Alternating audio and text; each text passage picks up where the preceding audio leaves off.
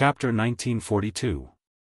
Actually, exchanging the soul stone for the departed spirit flower was purely to test the black-clothed youth.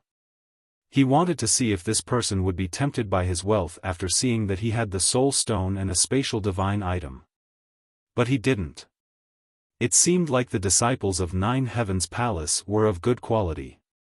However, as time passed, the black-clothed youth still hadn't appeared. This made Qin Feiyang irritated. Was he fooled? The night deepened. Whoosh! Finally. Accompanied by the sound of something breaking through the air, two figures arrived at lightning speed. Qin Feiyang focused his gaze. Who else could it be but the black-clothed youth? It seems like I was overthinking. Qin Feiyang smiled and looked at the other youth. The youth was about 1.8 meters tall and was also dressed in black. There was also a fire lotus tattoo on his chest. His appearance was extraordinary. His temperament was also outstanding. His aura had also reached the level of a high-level war god. Qin Feiyang waved his hand, and Gao Xiaowei appeared. He said, "Take a look, is he your big brother?" Gao Xiaowei raised her head and was pleasantly surprised. "It's him." She immediately soared into the sky and flew towards Gao Xiaolong. Qin Feiyang smiled faintly and followed behind Gao Xiaowei. There's another woman?" The black-clothed youth looked at Qin Feiyang and then at Gao Xiaowei. He was slightly stunned.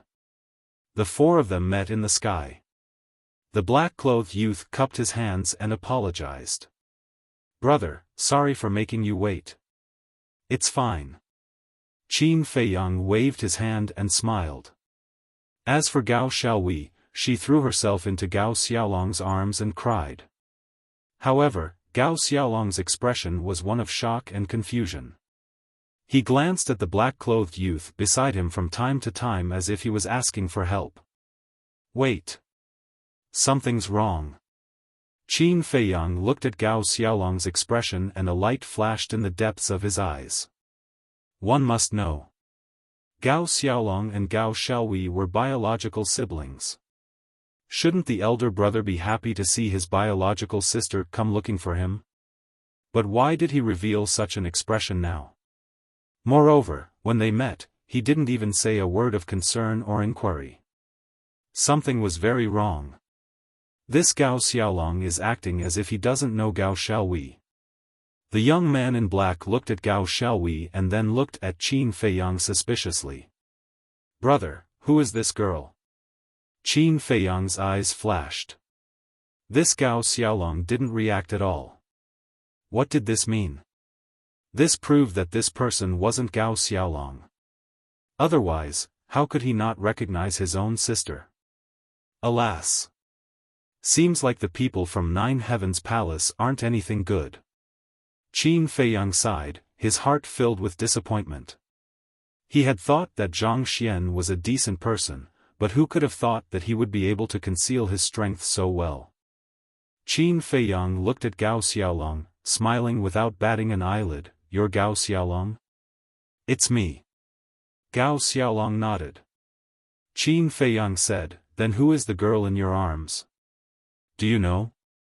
Gao Xiaolong lowered his head to look at Gao Xiaowei, the confusion in his eyes deepened. Gao Xiaowei raised her head to look at Gao Xiaolong, anxiously saying, "Big brother, I'm Xiaowei don't you recognize me?" Gao Xiaolong was stunned for a second, but he quickly smiled. "Xiaowei of course I recognize you. I was just joking with you, don't be angry." Looking at Gao Xiaolong's reaction, Qin Feiyang already had an idea. This person was definitely not Gao Xiaolong. But these two people, pretending to be Gao Xiaolong, what were they trying to do? Wait a minute. Could it be? Thinking of this, Qin Feiyang couldn't help but sigh in his heart. There was no knowing what was in a person's heart. This saying was indeed true. No matter where he went, he couldn't easily trust anyone. But Gao Xiaowei didn't suspect anything. She wept bitterly as she said to Gao Xiaolong, "Big brother, grandfather, father, mother, and our clansmen, they're all dead. What? Gao Xiaolong's face changed, asking, who did it? Guo family. Gao Xiaowei said, her eyes filled with hatred.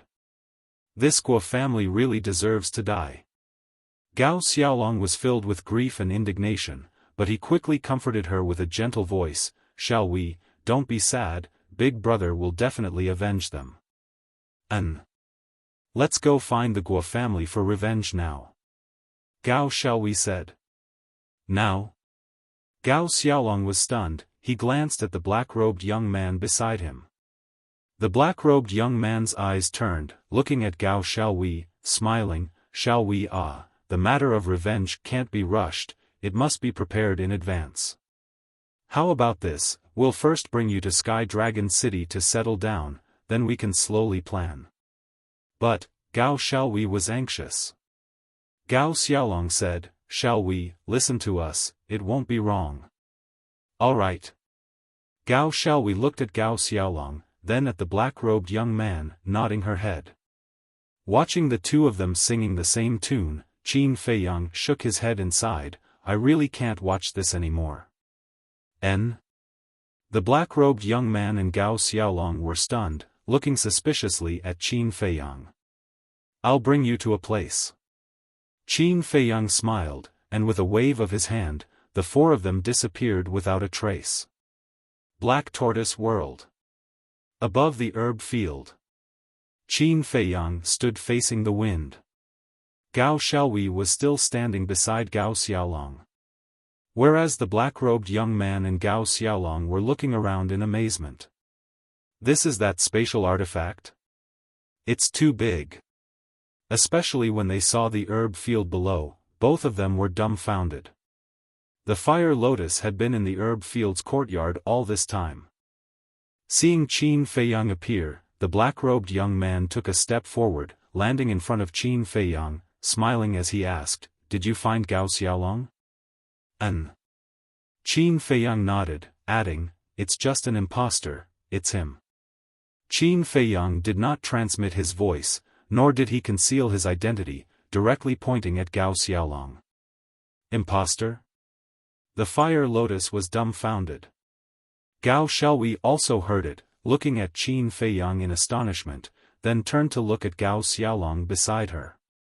At the same time, hearing the word impostor, Gao Xiaolong and the black-robed young man shuddered, looking at Qin Feiyang in unison, asking, Brother, what do you mean? Originally, I wanted to let you two continue acting, but your acting is too bad. Qin Feiyang shook his head and sighed. Gao Xiaolong was furious, Brother, you can eat whatever you want, but you can't speak whatever you want, I am Gao Xiaolong. Yes he's my big brother. Gao Xiaowei also looked at Qin Feiyang, saying, Miss Xiaowei, I really don't know if you're really innocent or just pretending to be innocent. There were so many flaws, but you didn't see through them? Qin Feiyang was speechless. What flaws? Gao Xiaowei was suspicious. First of all, this Gao Xiaolong didn't call you sister when he saw you. Secondly, the two of them kept exchanging flirtatious glances. Lastly, when he heard that your Gao family was annihilated by the Guo family, this Gao Xiaolong actually didn't go back to the Guo family to seek revenge. Think about it, if it was anyone else who heard such bad news, they would go crazy. But this person was able to calm down immediately. If you still don't believe me, you can ask him a few questions, I guarantee that he won't be able to answer. Qin Feiyang laughed. Gao Xiaolong and the black-robed young man's expression revealed a trace of panic. Hearing this, Gao Xiaowei turned to look at Gao Xiaolong, muttering to herself, All right, big brother, let me ask you a question, when we were young, what did you call me? Of course it was little sister. Gao Xiaolong said. Wrong. When we were young, you never called me little sister, you always called me smelly girl. You're really a fake. Who are you? Why are you pretending to be my big brother? Gao Xiaowei said angrily. The panic on Gao Xiaolong's face could no longer be concealed. Do it. At the same time, the black-robed young man's face darkened, and he pounced towards Qin Feiyang. Gao Xiaolong also reached out to grab Gao Xiaowei. Gao Xiaowei retreated in a panic. However, the fire lotus suddenly landed in front of Gao Xiaowei, and undead energy surged out like a tide, drowning Gao Xiaolong in an instant. Ah! A painful scream resounded through the sky. The undead energy was everywhere, rushing into Gao Xiaolong's sea of consciousness, crazily nibbling away at his soul. At the same time, Qin Feiyang also raised his arm and punched towards the black-robed young man. One must know. Qin Feiyang's physical body had been tempered by heavenly lightning, and could easily crush a mid-grade divine artifact, not to mention this black-robed young man. In terms of physical strength, Qin Feiyang completely crushed the black-robed young man. Ah! Accompanied by a miserable scream, the black-robed young man was sent flying, and his arm was shattered, blood and flesh splattered everywhere. So strong? The black-robed young man's face changed, and he looked at Qin Feiyang in horror, and without caring about Gao Xiaolong, he turned and fled. In here, even if you have the ability to fly, you can't escape from my palm. Qin Feiyang said contemptuously, and the power of law fell, forming a barrier, trapping the black-robed young man inside. The fire lotus snorted, retracting her undead energy, and kicked Gao Xiaolong into the barrier. Then, the two of them madly bombarded the barrier within the barrier. Qin Feiyang didn't stop them, and he crossed his arms, watching with a smile. In the end, the two of them were exhausted, sweating profusely, but the barrier didn't even tremble. Are you bored? Then, can we have a good chat now? Qin Feiyang looked at the two of them with ridicule. The two of them raised their heads and looked at Qin Feiyang. Gao Xiaolong suddenly ran in front of the barrier, looked at Qin Feiyang, and begged, "Brother, this has nothing to do with me, it's him." Gao Xiaolong pointed at the black-robed young man behind him, and said, "He was greedy for the spatial divine artifact and soul stone on you, so he asked me to pretend to be Gao Xiaolong. I was instigated by him, please let me go." "No, no, no, he was the one who instigated me." The black-robed young man's face changed, and he quickly ran over, looking at Qin Feiyang. "Bastard! Don't you dare slander me!" Gao Xiaolong roared. "I didn't. Brother, you have to believe me, I really want to help you find Gao Xiaolong." The black-robed young man looked at Qin Feiyang, and anxiously cried. "You really want to help me?" Qin Feiyang's eyes were full of ridicule, and he said, "Your plan was good, and you hid it well, so much so that I thought you were a good person. Unfortunately, you didn't expect Gao Xiaolong's sister to be by my side." Qin Feiyang looked at the two of them, and said, "But these are not important, I just want to know, where is the real Gao Xiaolong?" Literature Hall. Chapter 1943. The black-robed young man said, "I've been looking for him all day." Qin Feiyang waved his hand, interrupting the black-robed young man, "I don't want to hear the process, I only want the result." "Fine, fine, fine, I'll tell you the result. I heard that this Gao Xiaolong was already invited out last night." The black-robed young man said. "Who invited him out?" Qin Feiyang frowned. "Young noble Feng." The black-robed young man said. "It really is him." Qin Feiyang's eyes glimmered. There was information about this young noble Feng in the old patriarch's memories.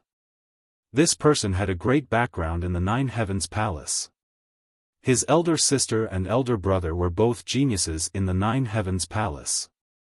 His parents were also Nine Heavens Palace's enforcement elders. Whether it was strength or status, they left others in the dust. However, the most terrifying person was his grandfather. According to the old patriarch's memories, this young noble Feng's grandfather was the Nine Heavens Palace's resource hall master. In other words, all the Nine Heavens Palace's resources were under his control. And the old patriarch used soul stones to bribe this young noble Feng to get rid of Gao Xiaolong.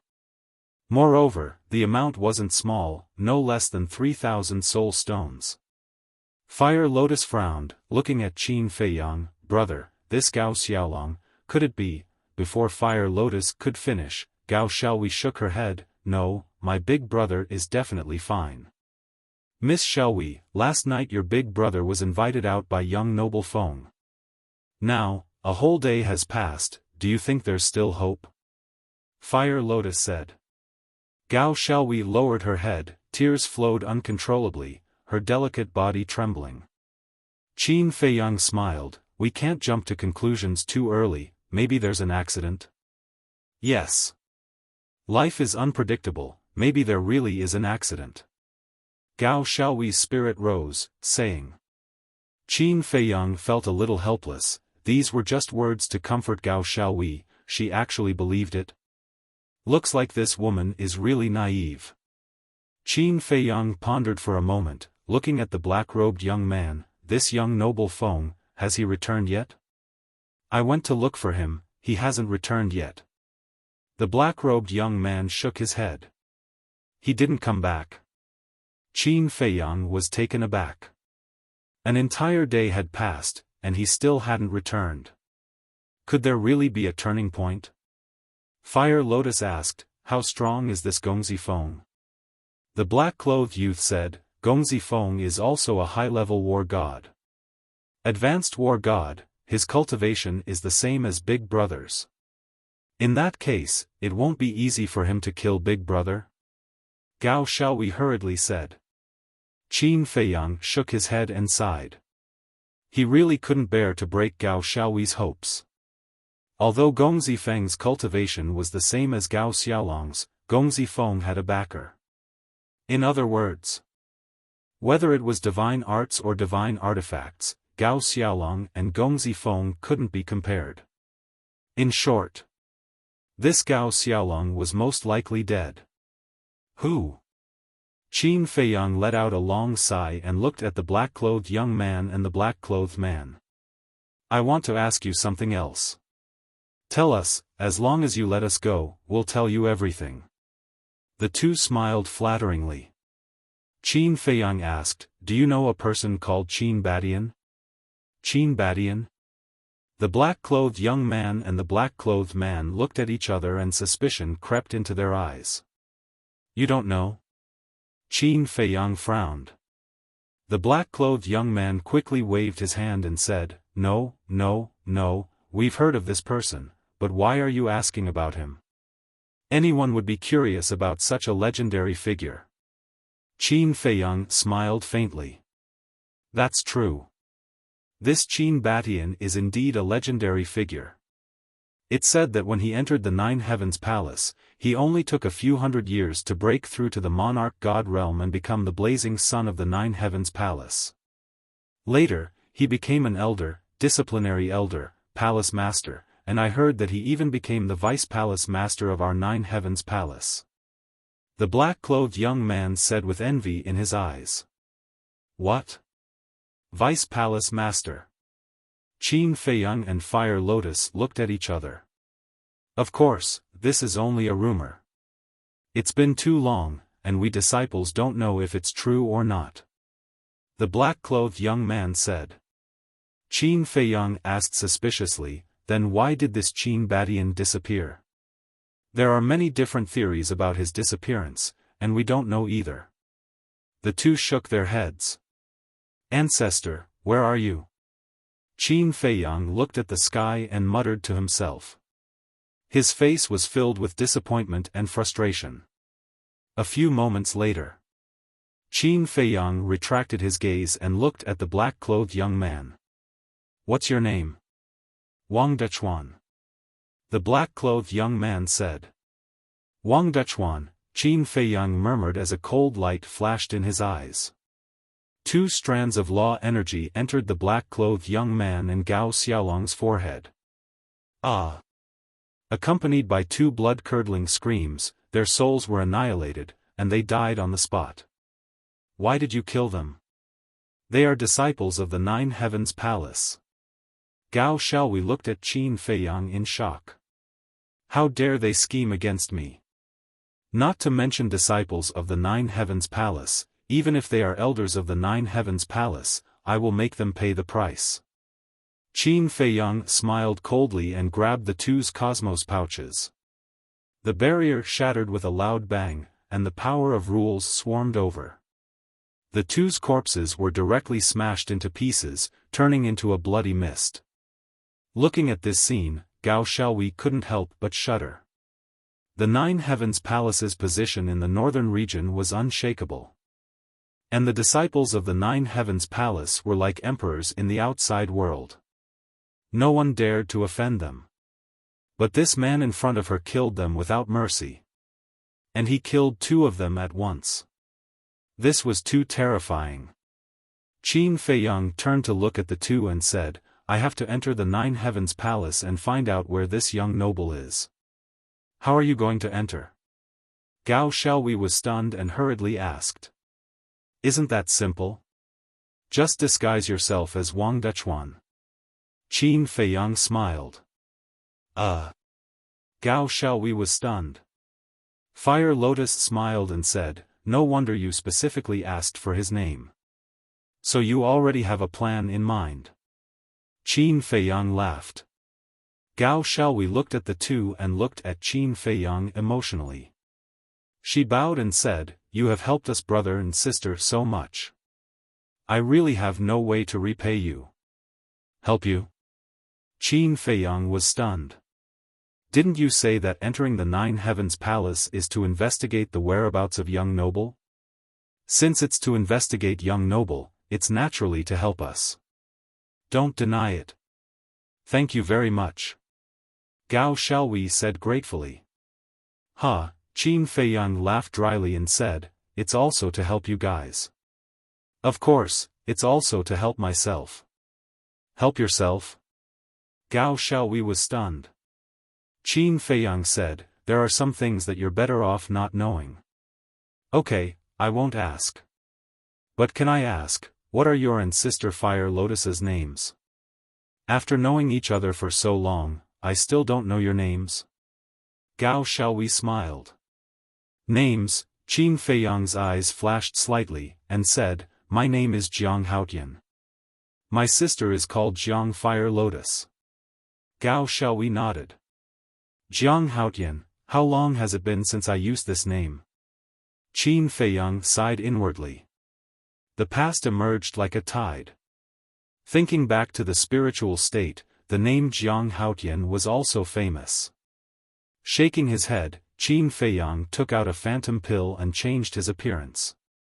Then, he took out a set of black robes from Wang Dachuan's Qiankuan bag and put them on neatly. On the clothes, there was a flame pattern. Immediately after, Qin Feiyang sent the two Qiankuan bags to the ancient castle. Then, with a flash, he appeared in the sky above the mountain range outside. The waning moon was in the void.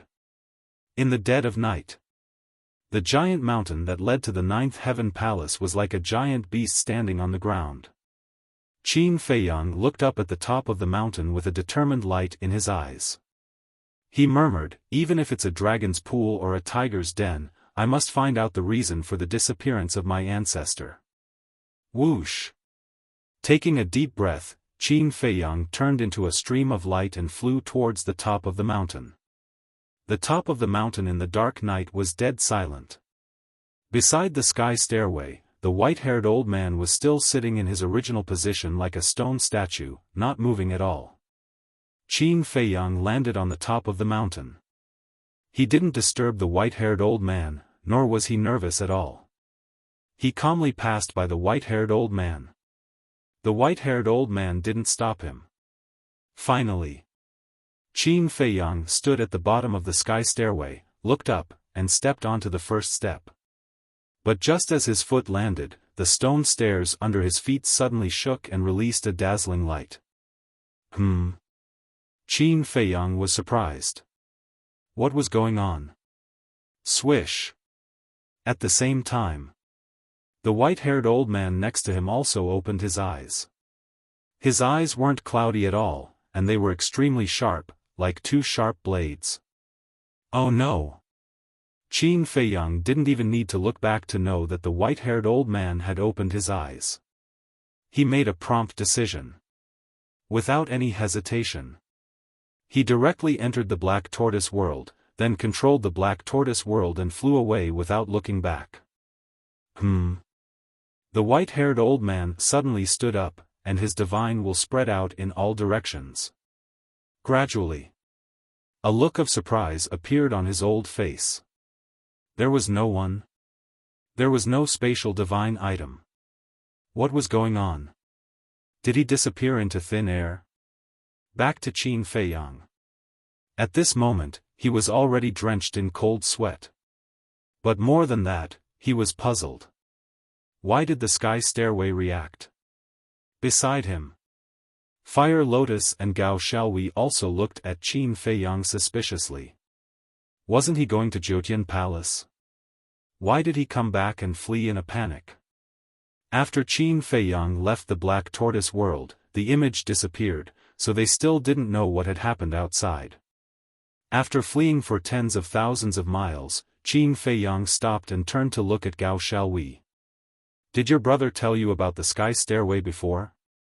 No. Gao Xiaowei shook her head and asked, "What's wrong?" Qin Feiyang immediately explained the situation briefly. There's such a thing? The two women were surprised.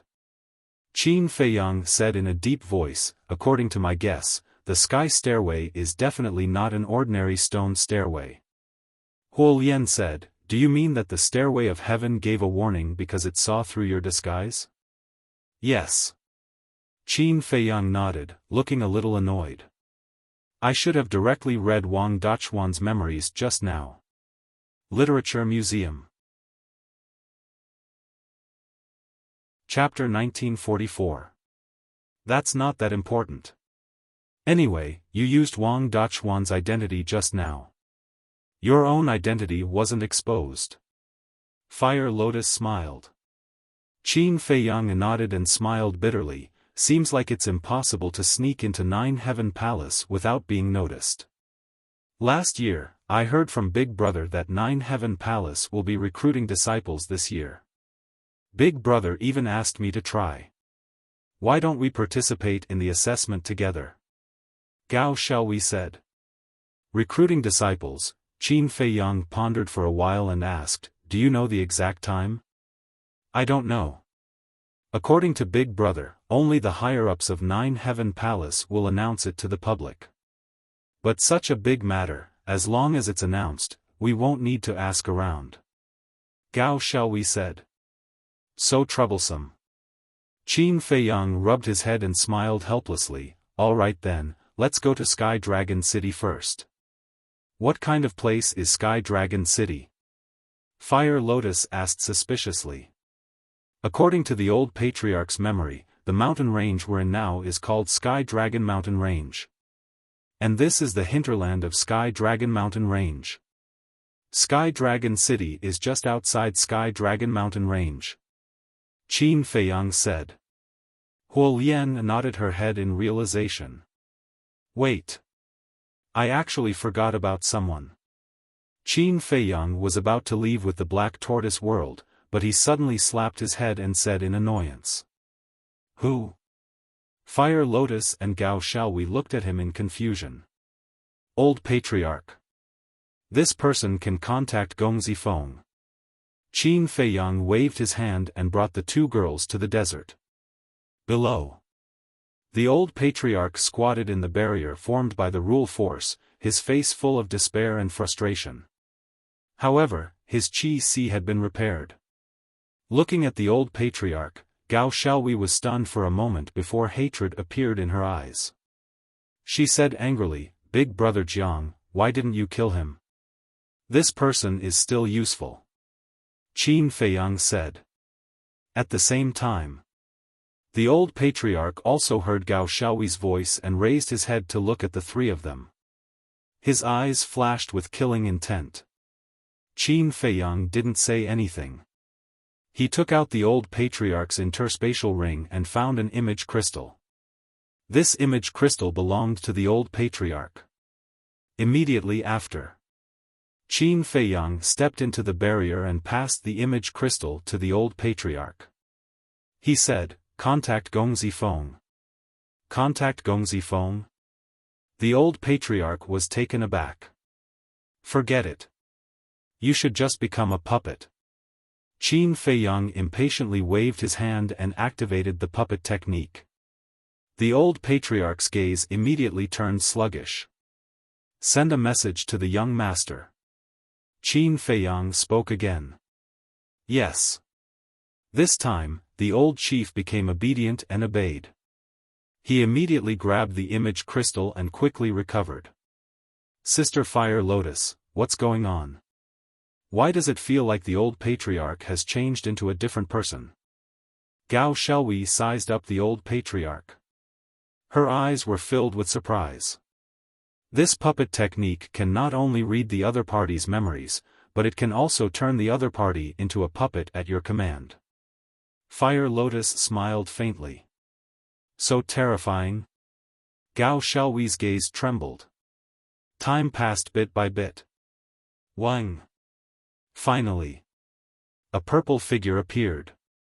Qin Feiyang also retreated to the side at the same time. He raised his head and sized up the figure. This was a young man in purple. He was about 1.78 meters tall. His facial features were handsome and his figure was straight like a pine tree. His long hair was tied together and he wore a purple crown. He exuded an extraordinary temperament. At this time, the young man was standing at the edge of a cliff at the peak of a mountain. His hands were behind his back, and there was a sense of arrogance between his brows. "Greetings, Lord." The old patriarch bowed. "It's you? Why are you looking for me?" Gongzi Feng raised his eyebrows. The old patriarch smiled flatteringly. "This lowly one wants to ask, how did you deal with Gao Xiaolong?" Hearing this, young Master Feng's face was filled with impatience. He waved his hand and said, "Don't worry, this young master will definitely deal with him." Gao Xiaowei was shocked. "Listening to what you said, it seems like Big Brother is still alive?" Fire Lotus quickly made a shushing gesture to Gao Xiaowei. Qin Feiyang's eyes flickered as he secretly controlled the old patriarch. He looked at young Master Feng and asked in surprise, "Lord, what do you mean by that? Gao Xiaolong is still alive?" "No." Young Master Feng's impatient expression had a trace of anger. "What's going on? Didn't Lord say that dealing with a small Gao Xiaolong is as easy as flipping your hand?" the old patriarch said. "I already said that this young master will deal with him. Aren't you annoying?" Young Master Feng shouted. "Yes, yes, yes. With Lord's identity and status, dealing with a small Gao Xiaolong is not a problem." The old patriarch nodded repeatedly. "Isn't that right?" However, this Gao Xiaolong really exceeded this young master's expectations. Young Master Feng said. "What do you mean?" The old patriarch was suspicious. This young master invited him out last night to deal with him in one fell swoop, but he actually guessed that this young master wanted to harm him. Before this young master could make a move, he escaped. Young Master Feng said angrily. "Then, have you found him yet?" The old patriarch asked. "Not yet." Young Master Feng shook his head.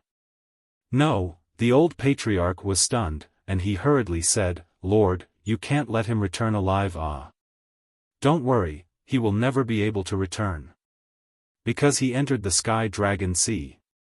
Young Master Feng sneered. "That's good."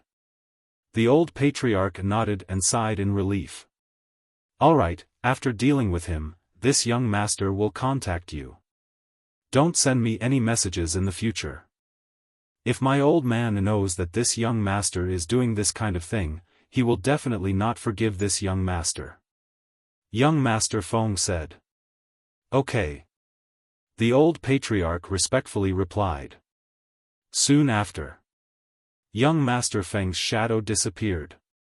"Let's go to the Sky Dragon Sea." Qin Feiyang also immediately confiscated the old patriarch's image crystal, controlled the Black Tortoise realm, and broke through the sky. Fire Lotus asked doubtfully, "Where is the Sky Dragon Sea?" Qin Feiyang said, "The sea at the end of the Sky Dragon mountain range is the Sky Dragon Sea, and it is also the largest forbidden area in the northern region." The largest forbidden area. Fire Lotus was shocked. That's right, in the old patriarch's memories, there is information related to the Sky Dragon Sea. The Sky Dragon Sea is boundless, and there are countless sea beasts. And the most terrifying thing is that in the Sky Dragon Sea, there is no way to open the altar, nor is there any way to send messages to the outside world. Qin Feiyang said. Unable to send messages? Then how did young Master Feng send us a message? Fire Lotus asked. Qin Feiyang said, then there is only one explanation: he did not enter the Sky Dragon Sea, he should be somewhere near the coast. If he doesn't enter the Sky Dragon Sea, how is he going to find Gao Xiaolong? Fire Lotus was puzzled. Qin Feiyang was helpless, lightly knocking Fire Lotus's head, saying, "Are you stupid? With his identity and background, doesn't he have a few lackeys under him?" Fire Lotus rubbed her head, thinking for a moment, then smiled embarrassedly, "That's true, ah." Gao Xiaowei suddenly spoke, "Big brother Jiang, there's something I can't figure out." Qin Feiyang turned to look at Gao Xiaowei, seeing her frown, confusion written all over her face. "What is it?" Qin Feiyang asked with a smile. Gao Xiaowei said, "Young Master Feng's background is so big, ordinary things won't enter his eyes. How did the Guo family bribe him?" 3,000 soul stones. Qin Feiyang said. Gao Xiaowei was stunned for a moment, then said solemnly, 3,000 soul stones, this Guo family is really generous. Wait a minute. It's still not right. Gao Xiaowei shook her head again, pondering for a moment before saying, "Big brother Jiang, sister Fire Lotus, think about it, 3,000 soul stones is indeed not a small amount to us, but this young Master Feng's family members are all famous figures in the Nine Heavens Palace, would he lack this little bit of soul stones?" N. Qin Feiyang and Fire Lotus looked at each other, both frowning. Fire Lotus said, "I think what Xiaowei said makes sense. It's my negligence. This young Master Feng's grandfather is the resource hall's hall master, controlling the entire Nine Heavens Palace's resources. Not to mention 3,000 soul stones, even 30,000 soul stones wouldn't be a problem for him. There must be a reason behind this." Qin Feiyang said. "Did the old patriarch give young Master Feng other things?" Fire Lotus asked. Qin Feiyang said, "I can confirm this, no, only 3,000 soul stones." Then that's strange. Fire Lotus was suspicious. It seems like we can only get the answer from young Master Feng's mouth. Qin Feiyang said in a low voice. While the three of them were talking, the Sky Dragon Sea entered the screen. In the dark night, the Sky Dragon Sea didn't look any different from the Sky Dragon mountain range. A gentle breeze blew, waves splashed. It was very peaceful. Only a few sea beasts would occasionally rush out of the sea, letting out roars. It was hard to imagine that such a peaceful sea was the northern domain's biggest forbidden area. Pay attention. Qin Feiyang reminded, his gaze sweeping over the screen, not letting go of any place. Earlier, when they were communicating with young Master Feng, he was standing at the edge of a cliff. Perhaps he was on one of the nearby peaks. Since it was related to Gao Xiaolong's safety, Gao Xiaowei didn't dare to be negligent, carefully searching every corner. They were getting closer to the shore of the Sky Dragon Sea. Literature Hall. Chapter 1945. Finally. Fire Lotus seemed to have discovered something as she looked at a certain spot on the left side of the screen in surprise. There was a mountain peak that was about 1,000 feet tall. The peak of the mountain was covered with rocks and weeds. And on one of the rocks, there seemed to be a black figure standing.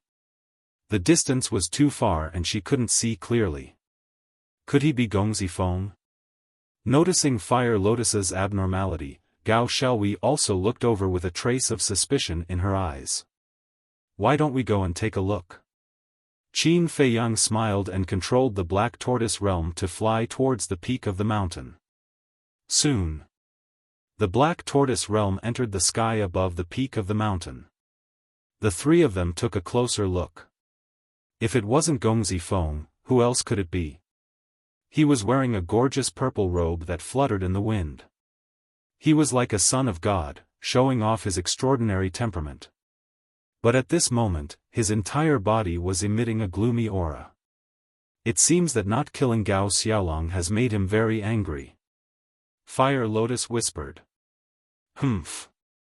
For the sake of soul stones, he killed the innocent. One look and I can tell that he isn't a good person.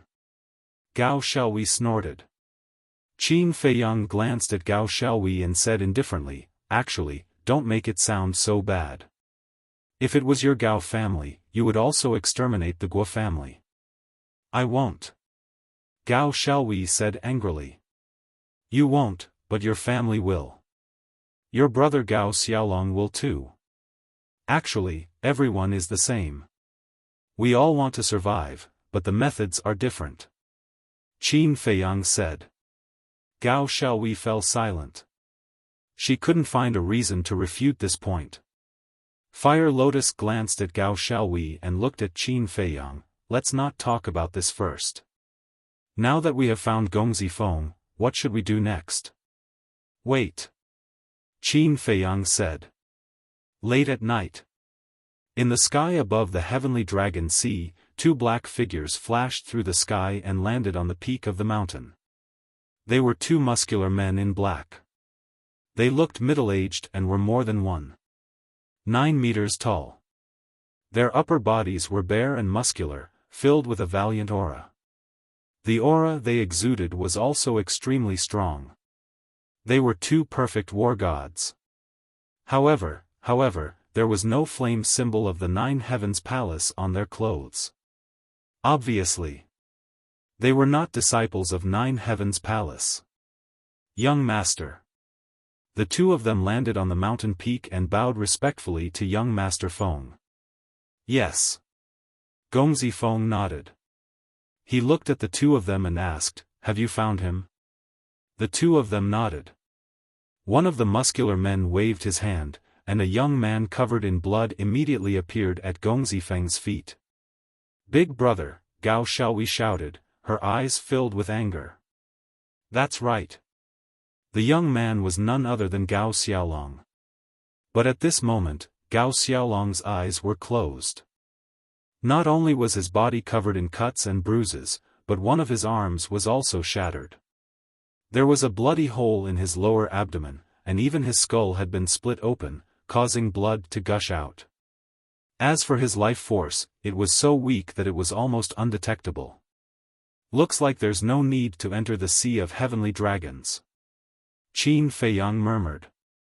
Outside, when Gongzi Feng saw Gao Xiaolong, a trace of viciousness crept into his eyes, and he ruthlessly kicked Gao Xiaolong in the chest as he sneered, "Bastard, I'll let you escape." But Gao Xiaolong was lying motionless on the ground, already unconscious. Gao Xiaowei looked at Qin Feiyang and begged, "Big brother Jiang, I beg you, please save my big brother, or he will really die." Qin Feiyang remained silent. Gao Xiaowei's heart was burning with anxiety, and she looked at Fire Lotus. "Don't worry." Fire Lotus comforted her softly. Outside, Gongzi Feng glanced at Gao Xiaolong, then looked at the two muscular men and asked, "Did anyone see him?" The Sea of Heavenly Dragons was right beside the Nine Heavens Palace, thus there were many Nine Heavens Palace disciples training in the Sea of Heavenly Dragons. No. The two of them shook their heads. Very good. Gongzi Feng nodded, and a cold light flickered in his eyes as he ordered, "Kill him and destroy the evidence." Yes. The two of them responded respectfully and prepared to make a move on Gao Xiaolong. But at this moment, Gao Xiaolong, who was lying in front of them, disappeared without a trace. Where is he? The three of them were bewildered, and they immediately released their divine sense to cover the surroundings. The two muscular men looked at each other. There was actually no one. Damn it, who is it? Gong Zifeng was furious. He didn't expect that there would be someone else hiding here. Swish! Suddenly, a black-robed young man appeared beside the three of them. Gong Zifeng and the two muscular men immediately looked at the black-robed young man, and killing intent surged in their eyes. The three of you, don't be angry, I don't mean any harm. The black-robed young man waved his hand and smiled. Gong Zifeng asked solemnly, "Are you the one who saved Gao Xiaolong?" "Yes." The black-robed young man nodded. "Who are you? Such a big dog egg, how dare you interfere with this Gongzi's matter?" Gong Zifeng shouted gloomily. "I am Wang Dechuan." The black-robed young man smiled faintly. "That's right. This person was Qin Feiyang." However, in order to not expose his true face, he came out to meet Gong Zifeng with the identity of Wang Dechuan. Wang Dechuan, Gong Zifeng sized up Qin Feiyang, and when he saw the flame pattern on Qin Feiyang's clothes, he frowned and said, "You are also a disciple of the Nine Heavens Palace, don't you know my identity?" "Of course I know. The grandson of the Resource Hall Master, the son of the two law enforcement elders, and your big brother and big sister are also monstrous existences. This identity is not ordinary." Qin Feiyang laughed. Gong Zifeng shouted, "Then you still dare to go against this Gongzi?" "No, no, no. I am not going against you. On the contrary, I am here to help you." Qin Feiyang laughed. "Help me?" Gong Zifeng raised his brows. "Gongzi, this person's intentions are unclear, please be careful." The two muscular men stood in front of Gong Zifeng and transmitted their voices with vigilance. Gong Zifeng's eyes flickered as he looked at Qin Feiyang and said, "Then I am really curious, what do you want to help me with?" Qin Feiyang laughed and said, "You have such a powerful family background, yet you are still doing such a murderous thing outside.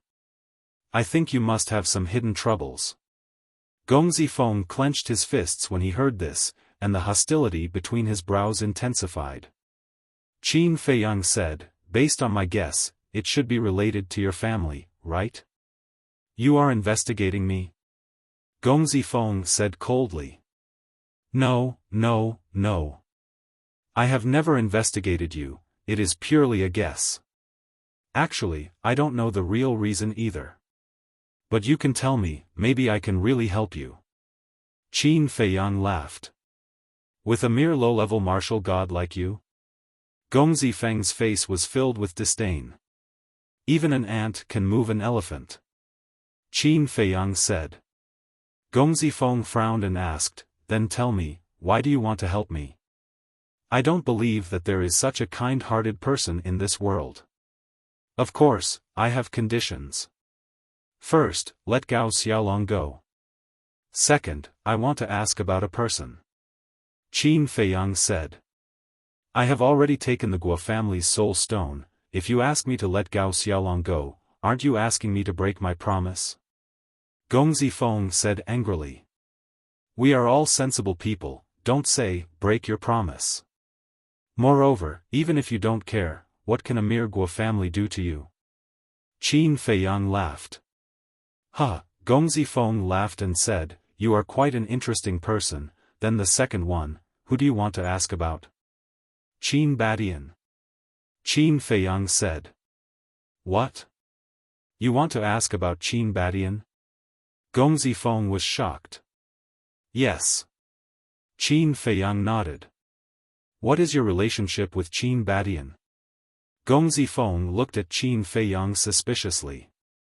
"Nothing much, I am just curious." Qin Feiyang smiled. Gong Zifeng sneered, "Do you think I will believe your nonsense? It doesn't matter if you believe it or not, in short, it won't do you any harm, right?" Qin Feiyang said. "That's true." Gong Zifeng nodded and pondered for a while, then shook his head and said, "This Qin Batian, I have heard rumors about him, but I don't know much about him. Maybe my grandfather knows more about him." Qin Feiyang said, "Then I will have to trouble you to help me ask around. You are looking for the wrong person. If you ask my brothers and sisters, there might be hope, but Gongzi Feng shook his head and laughed at himself. Qin Feiyang's eyes flickered and he said, "So, your relationship with your grandfather is not that good?" "Yes. Although on the surface, I have a powerful background, but in reality, my life is worse than a dog's.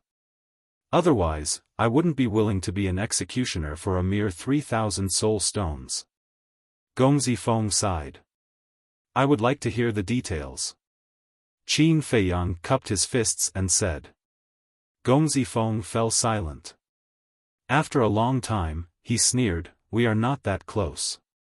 I can spare Gao Xiaolong's life, but you must make him keep his mouth shut. If this matter is leaked, not only will he die, but you will also die."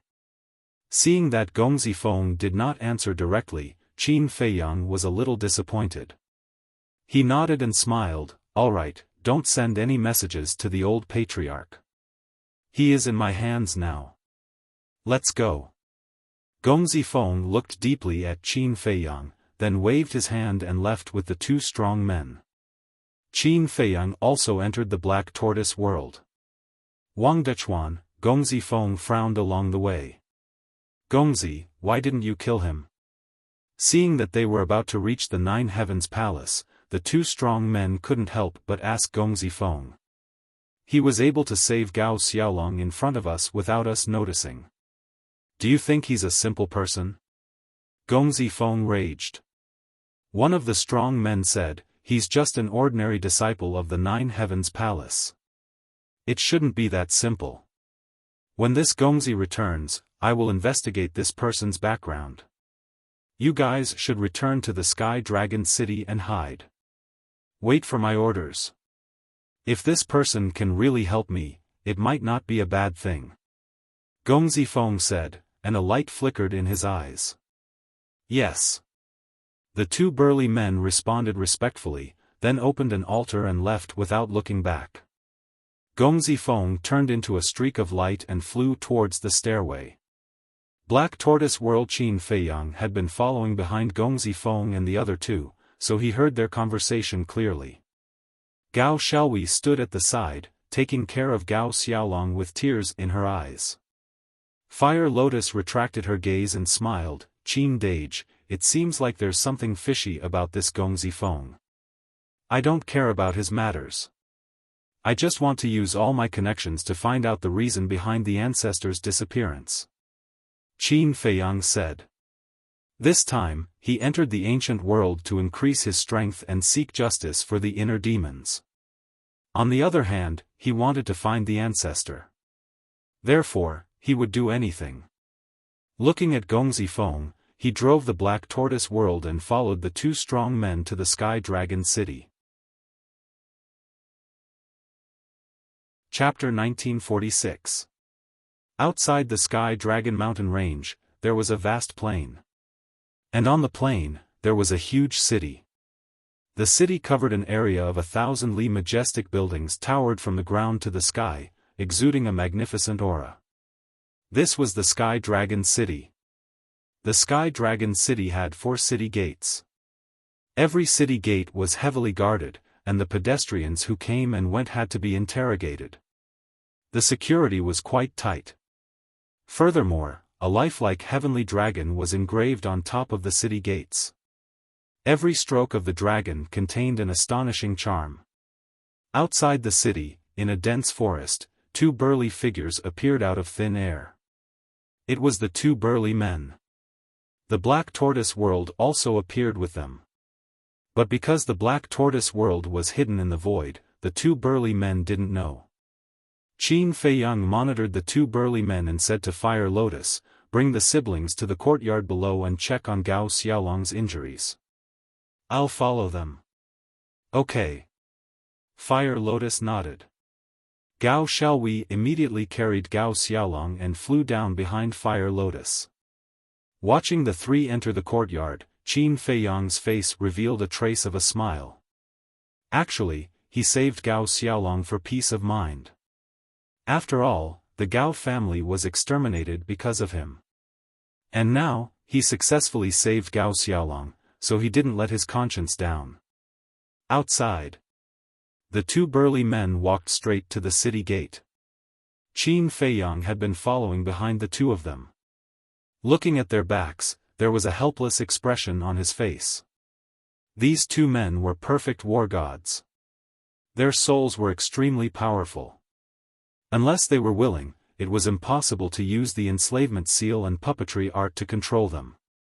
Puppetry art aside, let's talk about the enslavement seal. For a long time, the enslavement seal had been successful. But now, it was useless.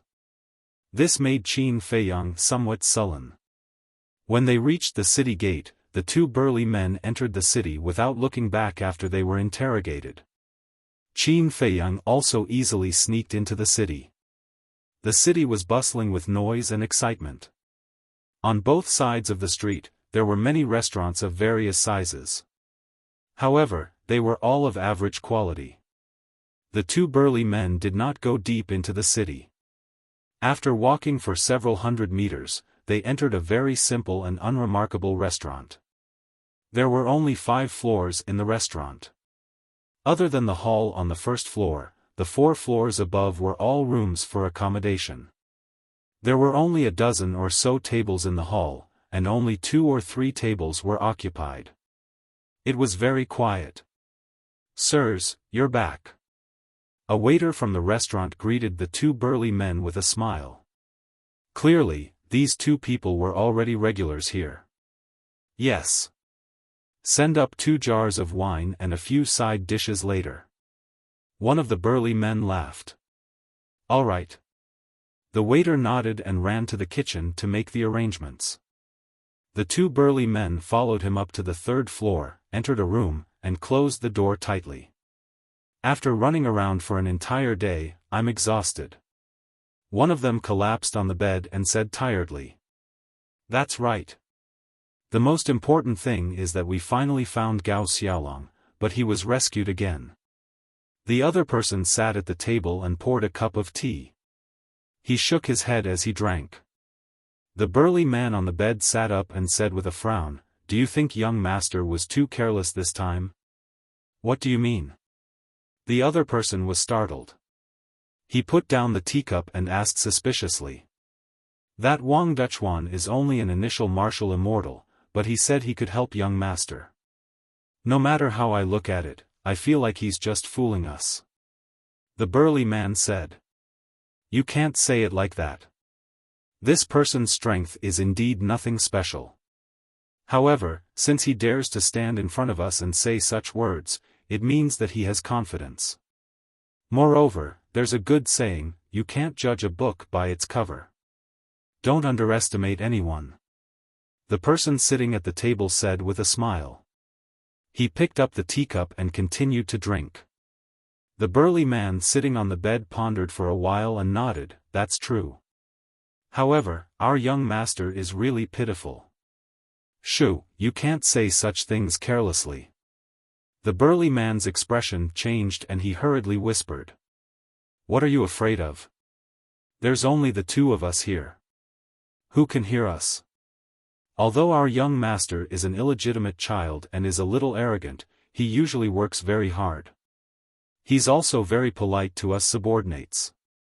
How can such a good young man be treated like this by his parents and grandfather? It's too unfair."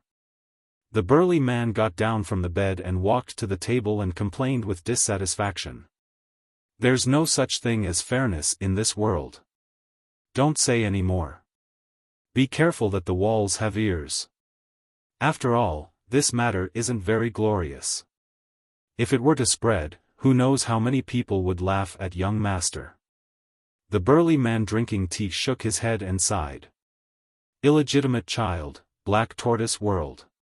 Hearing the conversation between the two, Qin Feiyang finally understood what was going on and didn't continue to listen. Because as long as he knew about this matter, he would be able to understand everything else.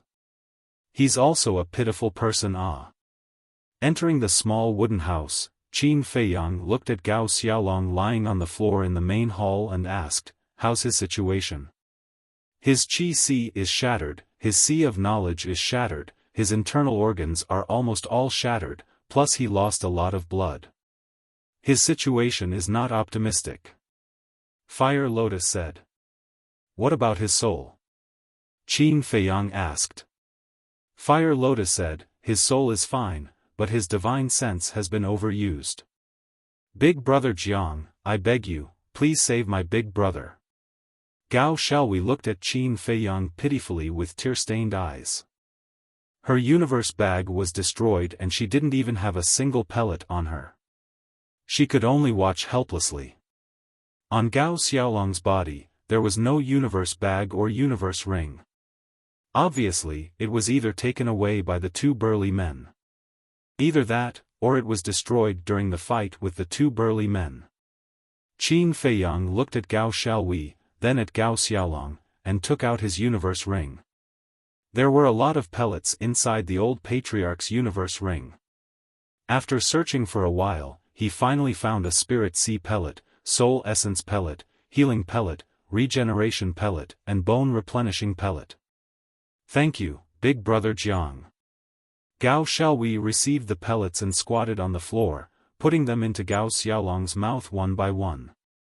Fire Lotus also stood up and looked at Qin Feiyang, asking, "How is it?"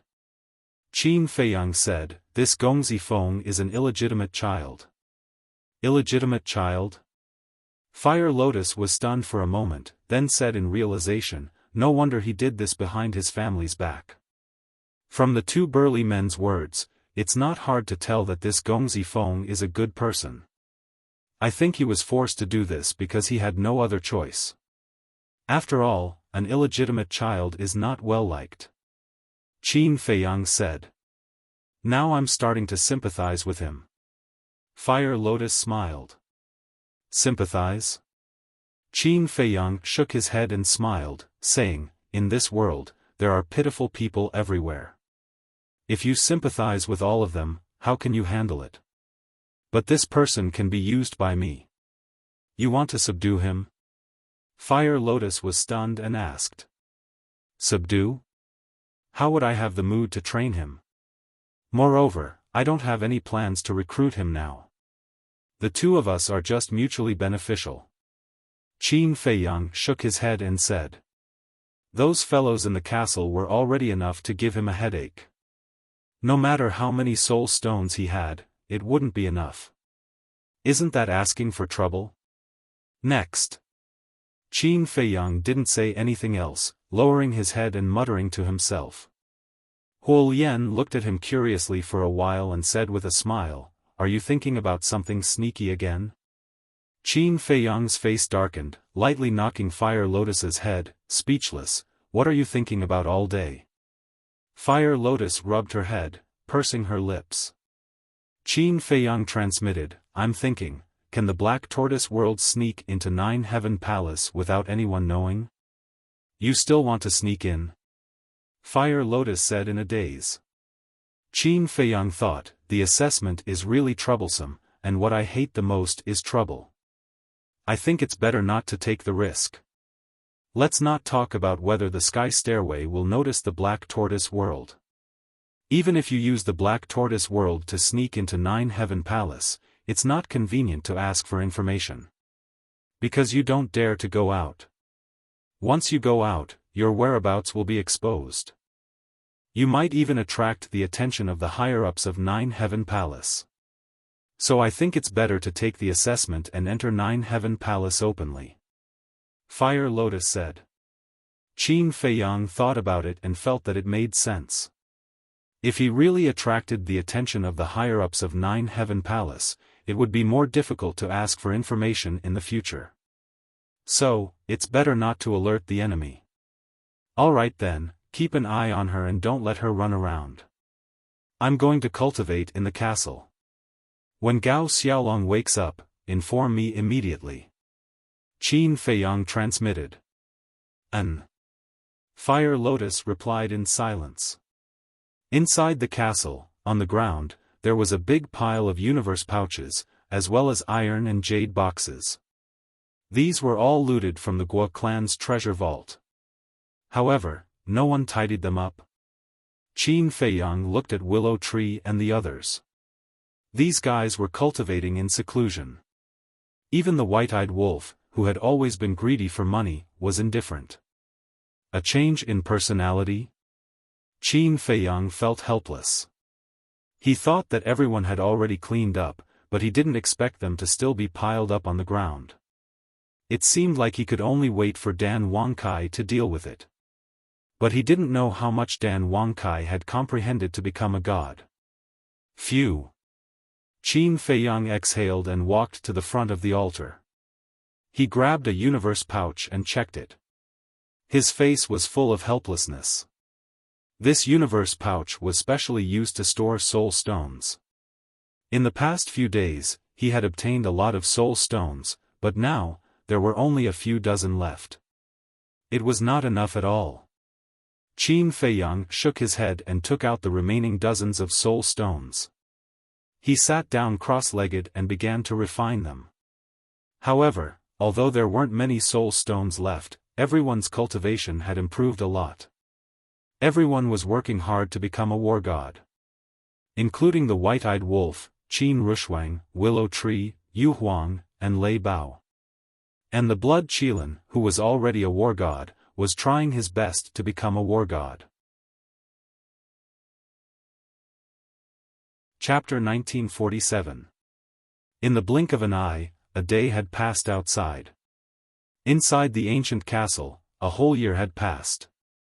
Qin Feiyang had already refined those soul stones, and he had to rely on himself to slowly condense his divine sense. Originally, he wanted to continue his seclusion, but Gao Xiaolong woke up.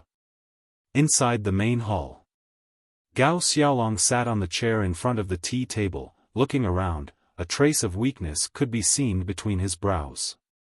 He was awake, but his injuries had not fully healed.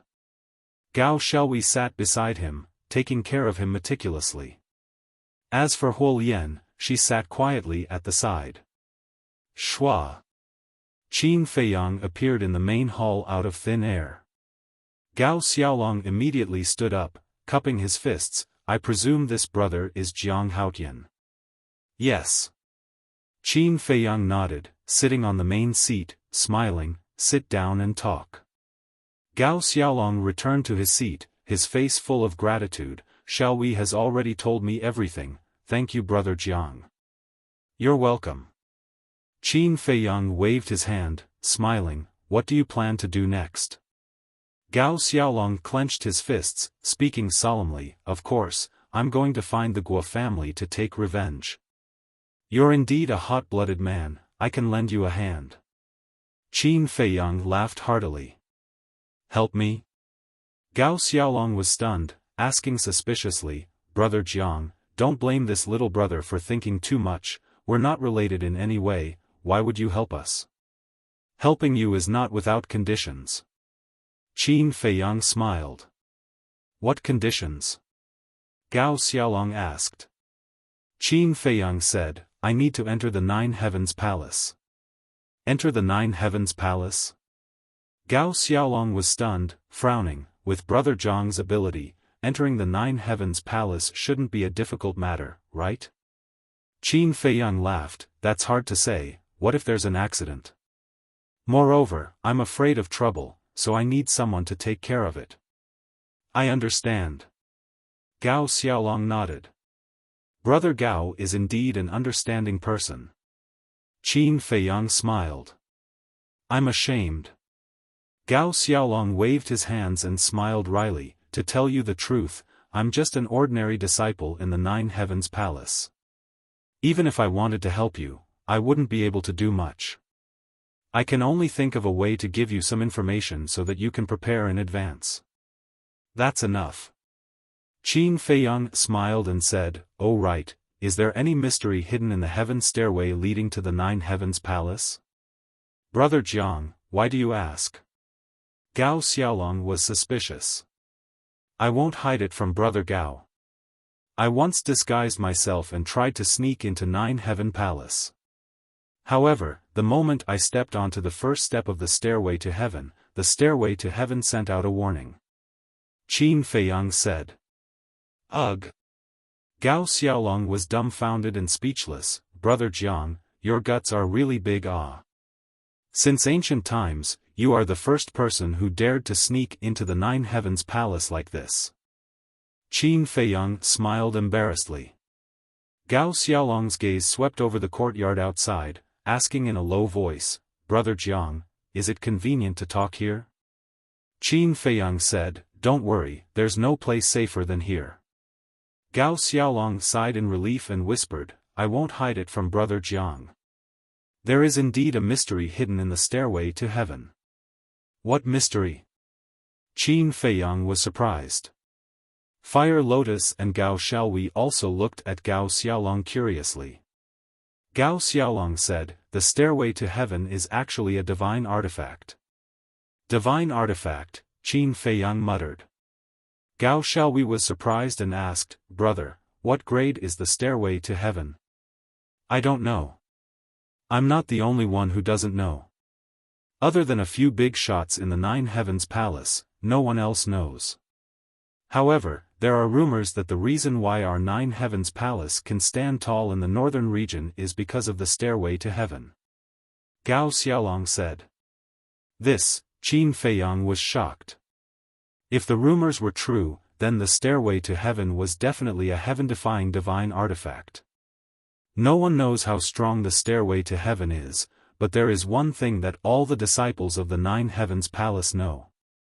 That is, it can distinguish between the real and the fake. Thus, no matter how you hide, as long as you step on the stairway to heaven, your true self will be revealed. Gao Xiaolong smiled. So that's how it is. Qin Feiyang was enlightened. Gao Xiaolong continued, Moreover, the stairway to heaven has another ability, which is to distinguish the disciples of the Nine Heavens Palace. How? Gao Xiaowei was suspicious. Every disciple that enters the Nine Heavens Palace has to refine a drop of blood essence and merge it with the stairway to heaven.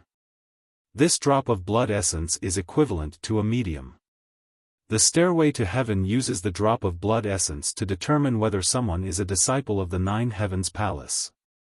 Moreover, the entire Nine Heavens Palace is covered by a layer of divine force, and the stairway to heaven is the only entrance. Moreover, you can't fly above the stairway to heaven. You can only walk up step by step. Thus, it's impossible to sneak into the Nine Heavens Palace. Gao Xiaolong said. You can't fly? Qin Feiyang shook his head and smiled bitterly. The Nine Heavens Palace's defenses were really terrifying. Fire Lotus said, So, the only way to enter the Nine Heavens Palace is to take part in the test? That's right. Gao Xiaolong nodded. What kind of test is it? Qin Feiyang asked. The test is different every time, so I can't tell you anything. However, there is one thing that is the same every time, and that is, it's cruel and bloody. Gao Xiaolong said solemnly, and the expression in his eyes was solemn. How cruel? How bloody? Gao Xiaowei was curious. It's hard for you to imagine. Let me tell you this. Every time the Nine Heavens Palace recruits disciples, there are at least several 100,000 participants, but in the end, the number of survivors doesn't exceed 1,000. Gao Xiaolong said. What? Gao Xiaowei stood up, and her face was filled with shock. Several 100,000 participants, but in the end, less than 1,000 survived? What kind of concept was this? It was too scary. Actually, the Nine Heavens Palace isn't as beautiful as you think.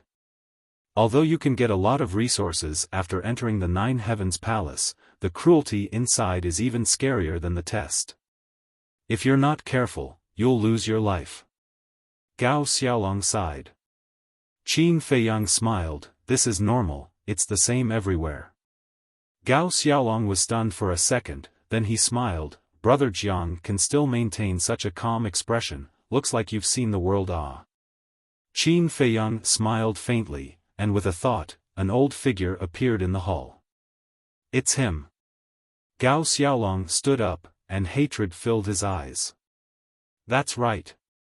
The person who suddenly appeared was the old patriarch. Don't worry, he's now my puppet. Qin Feiyang smiled. Gao Xiaolong nodded in realization and sighed in relief. Qin Feiyang said, I'll let him accompany you to the Guo family. With him helping you, there shouldn't be any problems. Let the old patriarch kill the Guo family's people? Gao Xiaolong was stunned for a second, then he laughed loudly. Brother Jiang, this move of yours is really good. Ah, but I like it. Qin Feiyang smiled. As for the old patriarch, after you've taken your revenge, don't let him come back. Gao Xiaolong looked at Qin Feiyang in astonishment. Qin Feiyang said, Brother Gao doesn't understand what I'm saying. I understand, of course I understand. Gao Xiaolong quivered and quickly nodded, then he said, but, he's a perfect combat god, wouldn't it be a pity to kill him? So what if he's a perfect combat god? Qin Feiyang smiled faintly. Hearing this, Gao Xiaolong's heart was in turmoil. Even a perfect combat god was so disdainful, where did this person come from? At the same time, Qin Feiyang drove the Black Tortoise World out of the restaurant, then found a secluded place and sent Gao Xiaolong, Gao Xiaowei, and the old patriarch out. In this way, only Qin Feiyang and Fire Lotus were left in the main hall. Fire Lotus smiled, Qin Dage, I thought you'd personally deal with Guo Zixiong? People who want to achieve great things don't have to do everything personally, they have to plan and plan. Not to mention, he's just a jumping clown, there's no need for me to personally deal with him. Qin Feiyang laughed. So narcissistic. Fire Lotus grumbled.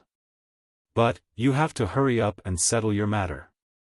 Qin Feiyang said again. What matter do I have? Fire Lotus asked suspiciously. Departed spirit barrier breaking pellet. Now that we have the departed spirit flower, we're still missing the Yin soul wood, death god fruit, and 9 yang lightning fire. When the sun rises, let's go to the city and see if we can find these 3 things. Qin Feiyang said. Thank you, Qin Dage, you're really a good person. Fire Lotus looked gratefully at Qin Feiyang. Huh, Qin Feiyang laughed. Perhaps only in this woman's eyes, he was a good person. Sky Dragon City in the morning was very quiet. A man and a woman were walking slowly on a street. They looked around with curiosity in their eyes. It was Qin Feiyang and Fire Lotus. Fire Lotus was still wearing a mask as usual. Although her face could not be seen, her tall and sexy figure attracted strange gazes.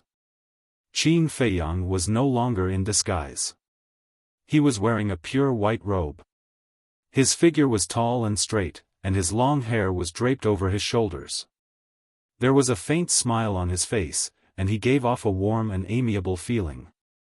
As the sun rose, the streets gradually became lively. Brother, may I ask, is there any place to trade in Sky Dragon City? Qin Feiyang caught a middle-aged man in a hurry and asked with a smile. Place to trade? The middle-aged man sized up Qin Feiyang and Fire Lotus, and said, Is this your first time in Sky Dragon City?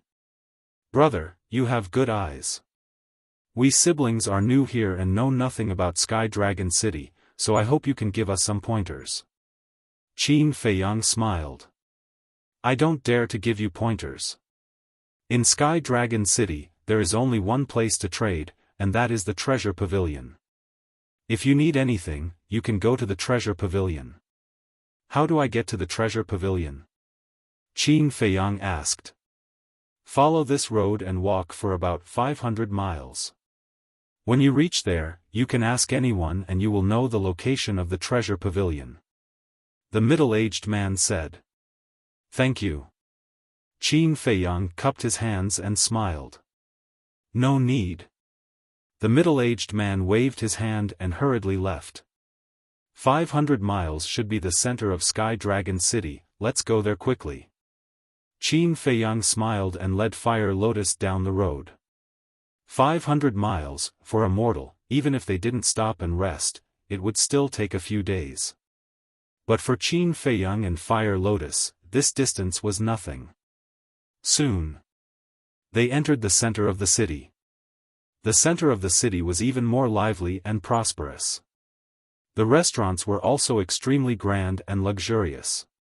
Qin Feiyang asked someone and soon stopped in front of a huge building. It was an ancient hall with a total of 10 floors. The door was grand and imposing. There were guards on both sides, and the 2 guards were perfect war gods.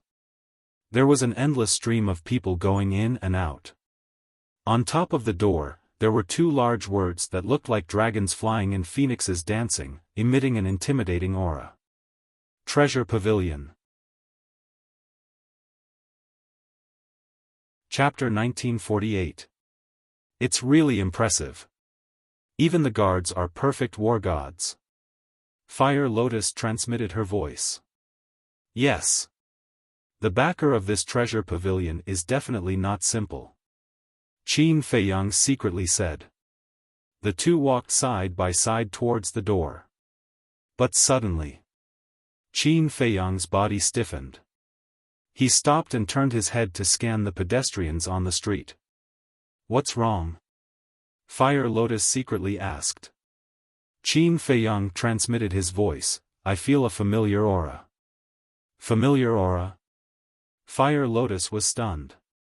She suspiciously looked around and secretly asked, could it be Dong Zhengyang and the others? No. Qin Feiyang shook his head. Suddenly, his gaze was locked on a spot more than 10 meters away.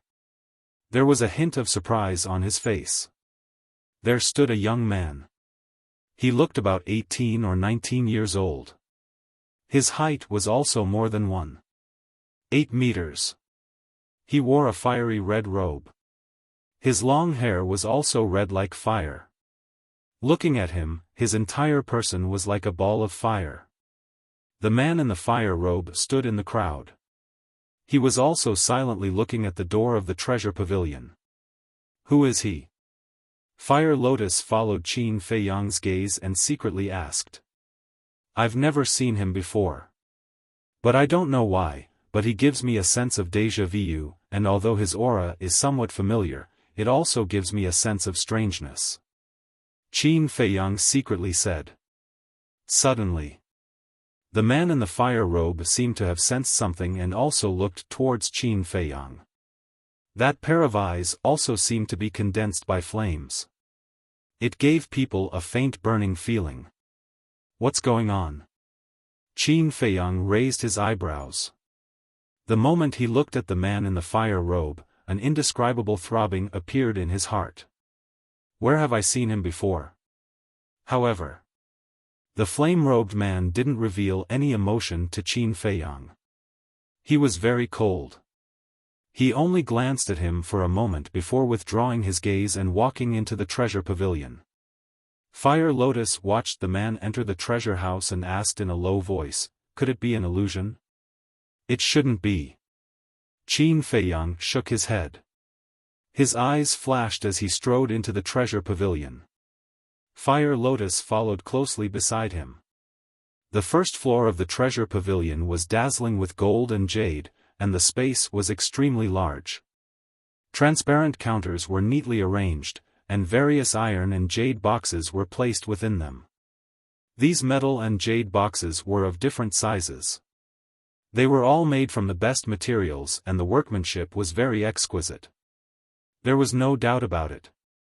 The contents of these boxes were definitely the items that the treasure pavilion was going to sell.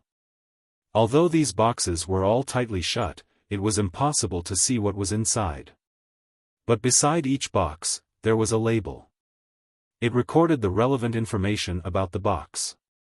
For example, the label beside one of the jade boxes said, Flying Dragon Sword Technique, Low-Grade God Technique, 100,000 God Crystals.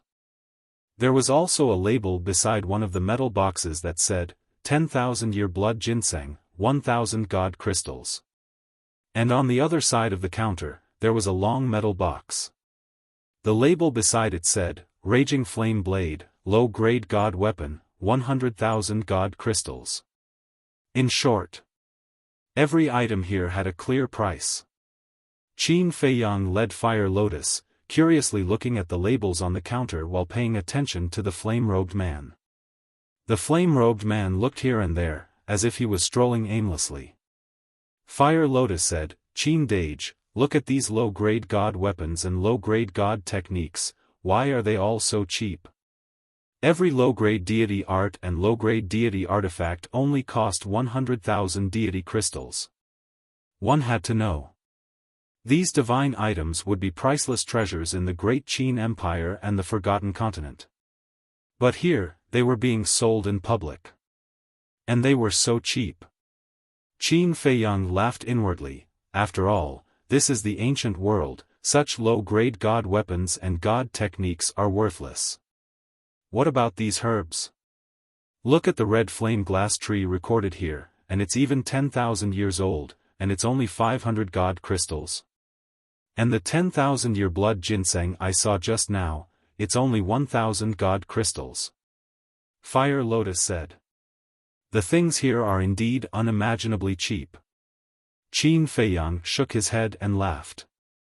For example, the 10,000-year blood ginseng and the red flame glass tree were all priceless precious herbs in the great Qin Empire and the Forgotten Continent. Suddenly, Qin Feiyang looked at a jade box, and the label beside it said, Universe Ring, 10 million god crystals. What? Qin Feiyang was dumbfounded. Fire Lotus was also dumbfounded. A universe ring actually cost 10 million god crystals? Oh my god. Was this a joke? The value of a universe ring was 100 times that of a low-grade divine artifact? No wonder even the Gao family and the Guo family, which had perfected war gods, had so few universe rings. Fire Lotus. Qin Feiyang murmured. What? Fire Lotus looked at him suspiciously. Qin Feiyang glanced at the green universe ring on Fire Lotus's finger and said in a low voice, Can you give this universe ring back to me? Thinking that he had given away 10 million god crystals, he couldn't help but feel pained. Fire Lotus was slightly dazed, and immediately protected the universe ring and snorted, Don't even think about it. Qin Feiyang smiled wryly and thought, I'm just kidding, but you'd better put away the universe ring first and not attract too much attention. The universe ring was a symbol of status. Okay. Fire Lotus looked around, and when no one was looking, she secretly took off the universe ring and put it in her pocket. Fire Lotus, that person is going to the second floor. Let's follow him. Qin Feiyang suddenly grabbed Fire Lotus and walked towards the staircase on the second floor. The man in the red robe had already gone up the stairs. On the second floor. It was also a spacious hall. Rows of transparent counters were arranged neatly. Inside the counters, there were also iron and jade boxes of various sizes. And just like on the first floor, every item had a price tag. Qin Feiyang and Fire Lotus went up to the second floor. Compared to the crowded and noisy first floor, the second floor was much quieter. Qin Feiyang glanced around the hall. There were about 1,000 people in the hall. There were still a lot of people, but not everyone was making a ruckus. Soon, Qin Feiyang saw the man in the red robe in front of a counter not far away on the left. Just like before, he was looking around, giving people the impression that he was really here to have fun. Qin Dage, do you have to care so much about someone you don't know? Fire Lotus frowned and said. Qin Feiyang was startled, then smiled wryly and said, You're right, I'm too stubborn. Why did he come to the treasure pavilion this time? To collect the soul wood, the god of death fruit and the 9 suns thunder fire. But now, he had forgotten the purpose of this trip because of a stranger. How embarrassing. Whoosh. Qin Feiyang took a deep breath and looked around separately with Fire Lotus. The items on the second floor were a level higher in quality and value than those on the first floor. The items on the first floor were basically the lowest level divine arts and divine weapons, as well as some ordinary herbs. But the items on the second floor were all middle-grade divine weapons and divine arts. The medicine rooms, such as the spiritual infant fruit, fortune fruit, mysterious een grass, and so on, were also common. However, after searching the entire hall, he still couldn't find the soul wood, the 9 suns thunder fire and the god of death fruit. Moreover, not only the undead barrier-breaking pellets ingredients were missing, the divine soul pellet, divine force pellet, divine life pellet, heavenly dust divine pellet, for symbols limitless pellet, and dragon soul primordial spirit pellet were also missing. Qin Dage, come here. Fire Lotus's voice suddenly sounded in Qin Feiyang's mind. Qin Feiyang looked around and saw Fire Lotus standing in front of a counter in an inconspicuous corner, waving at him. Did she find it? As soon as Qin Feiyang thought of this, he hastily strode over. Fire Lotus pointed at a jade box on the counter and said with a smile, "This thing should be very helpful to you." Qin Feiyang looked down. The jade box was the size of a palm, dim and covered in a layer of dust. It's still gray? Qin Feiyang was stunned. The fact that there was dust meant that no one had touched this jade box for a long time. And even the staff of the treasure pavilion didn't care much about it, otherwise they would have cleaned it every now and then.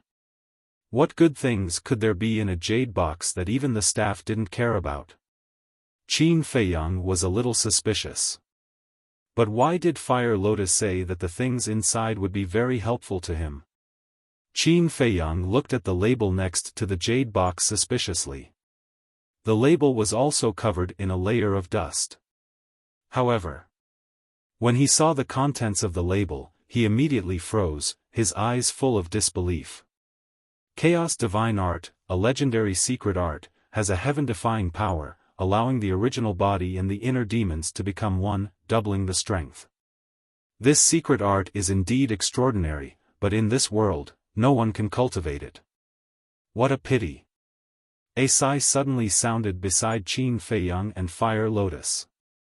The two of them were startled and turned their heads to look, only to see the man in the flame robe standing behind them. At this moment, he was looking at the label next to the jade box, shaking his head and sighing. "Hello, both of you." The man in the flame robe also retracted his gaze and looked at the two of them with a smile. "Good." Qin Feiyang nodded. The man in the flame robe asked, "The two of you are looking at this chaos divine art, could it be that you want to buy it?" "That's what I mean." Qin Feiyang smiled. Indeed, as the man in the flame robe said before, this chaos divine art was a legendary secret art, which had the ability to allow the original body and the inner demons to become one. And after the fusion, the battle strength would soar several times. It could be said that this was a supreme secret art. But there were restrictions. This chaos divine art could only be cultivated by people with the inner demons. On the other hand, if one didn't have the inner demons, even if they obtained the chaos divine art, it would be meaningless, like a piece of scrap paper. When the man in the flame robe heard Qin Feiyang's reply, a trace of surprise appeared on his face, and he asked in a low voice, "Brother, could it be that you have the inner demons?" Inner demons. When Qin Feiyang heard this, he lowered his head and looked at the jade box, a trace of unconcealable sorrow in his eyes. Fire Lotus secretly sighed and sent a voice transmission, "Qin Dage, this person came to talk to you for no reason, his purpose is definitely not simple, don't expose any flaws." Qin Feiyang secretly replied and restrained his emotions. He turned to look at the man in the flame robe and shook his head with a smile, "I don't have the inner demons." That's true.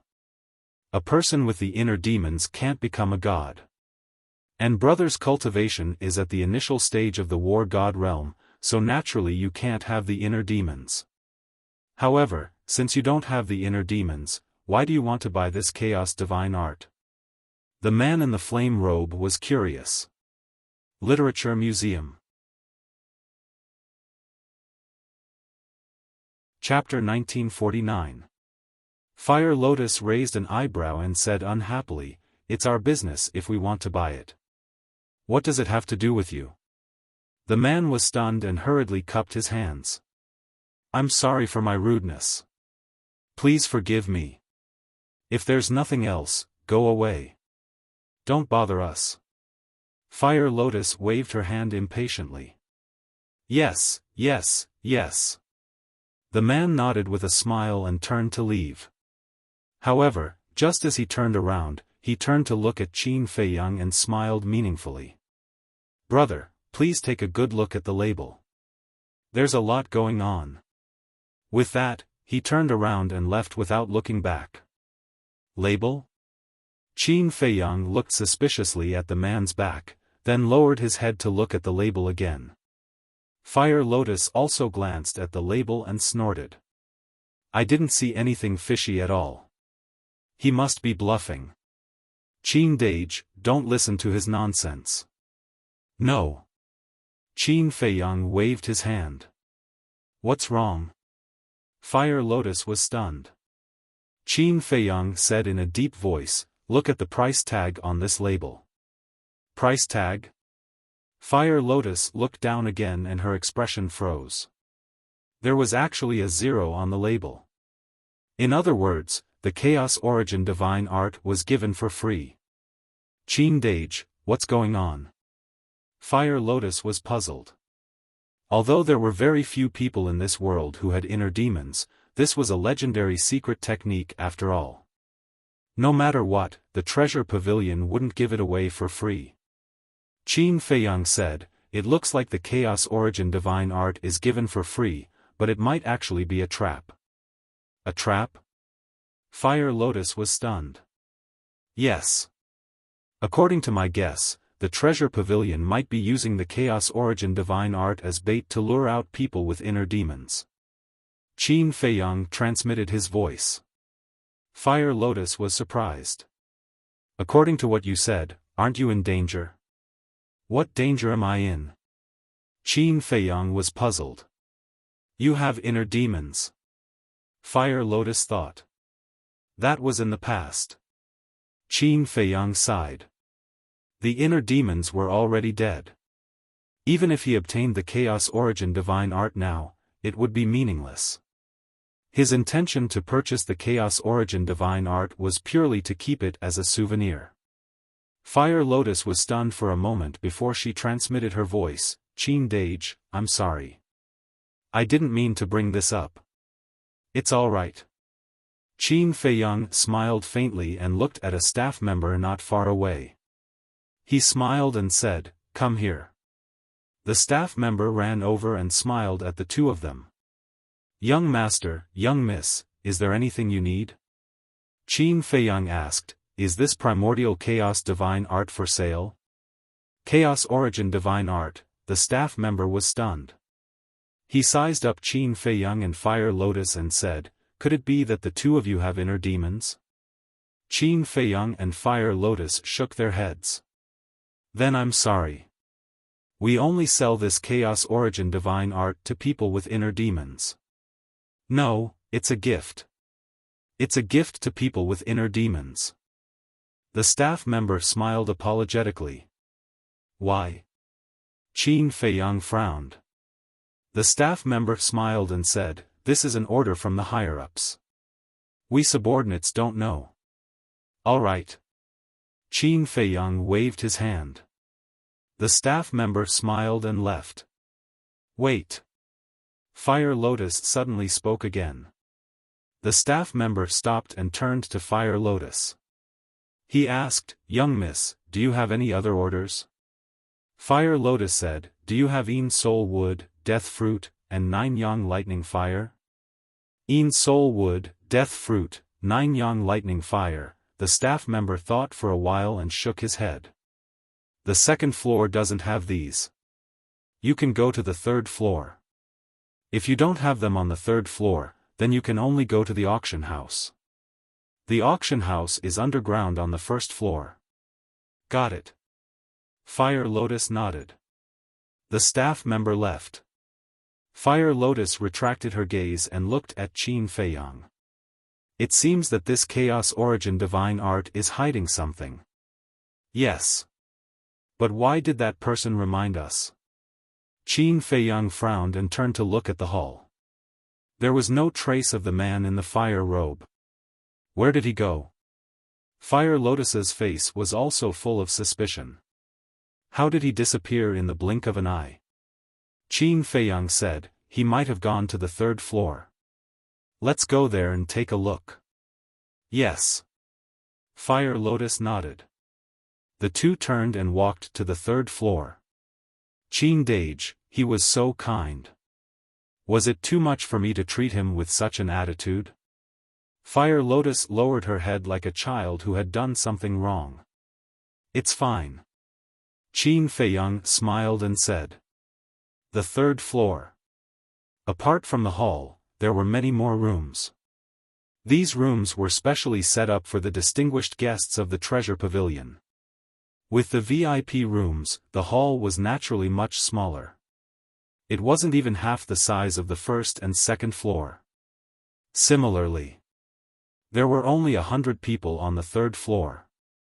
But without exception, those who dared to enter the third floor were all people with status, power, or wealth. Among them, there were a dozen or so disciples of the Nine Heaven Palace. They were all war gods and above. This was really like the saying, war gods were as common as dogs. But on the third floor, Qin Feiyang didn't see the man in the fire robe. But he didn't deliberately look for him. He took Fire Lotus and wandered around. The items on the third floor were of a higher grade than the items on the second floor. For example, divine arts were all high-grade divine arts. Divine weapons were also high-grade divine weapons. Qin Feiyang hadn't seen many herbs before. Among them were the herbs for the divine life pill, divine power pill, and life pill. However, every single one of them was ridiculously expensive. The divine life pill had 9 herbs in total. The life pill and divine power pill had 5 herbs each. And the cheapest herb was 100,000 divine crystals. The most expensive herb was even 1,000,000 divine crystals. Qin Feiyang said, Great-grandmother, don't cultivate for now. Help me count the Guo family's treasures. I might need them later. Okay. Tan Tai Li responded. She woke everyone up and started to get busy. Qin Feiyang walked around for a while and couldn't help but frown.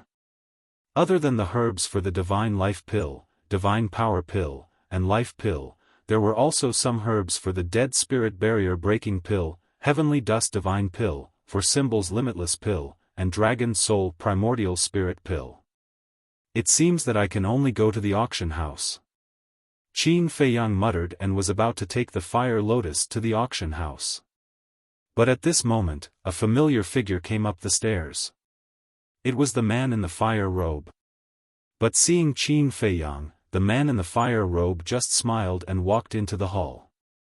He walked to a counter and asked the staff member with a smile, "Do you accept dragon's blood here?" As soon as the voice sounded, the entire hall fell into a dead silence. Dragon's blood. Everyone looked at the man in the fire robe in unison. Qin Feiyang was about to go downstairs, but when he heard this, he immediately stopped and turned to look at the man in the fire robe. The staff member was also a little confused. "Do you accept it or not?" Seeing that the staff member didn't answer, the man in the fire robe asked again with a smile. "Yes, yes, yes."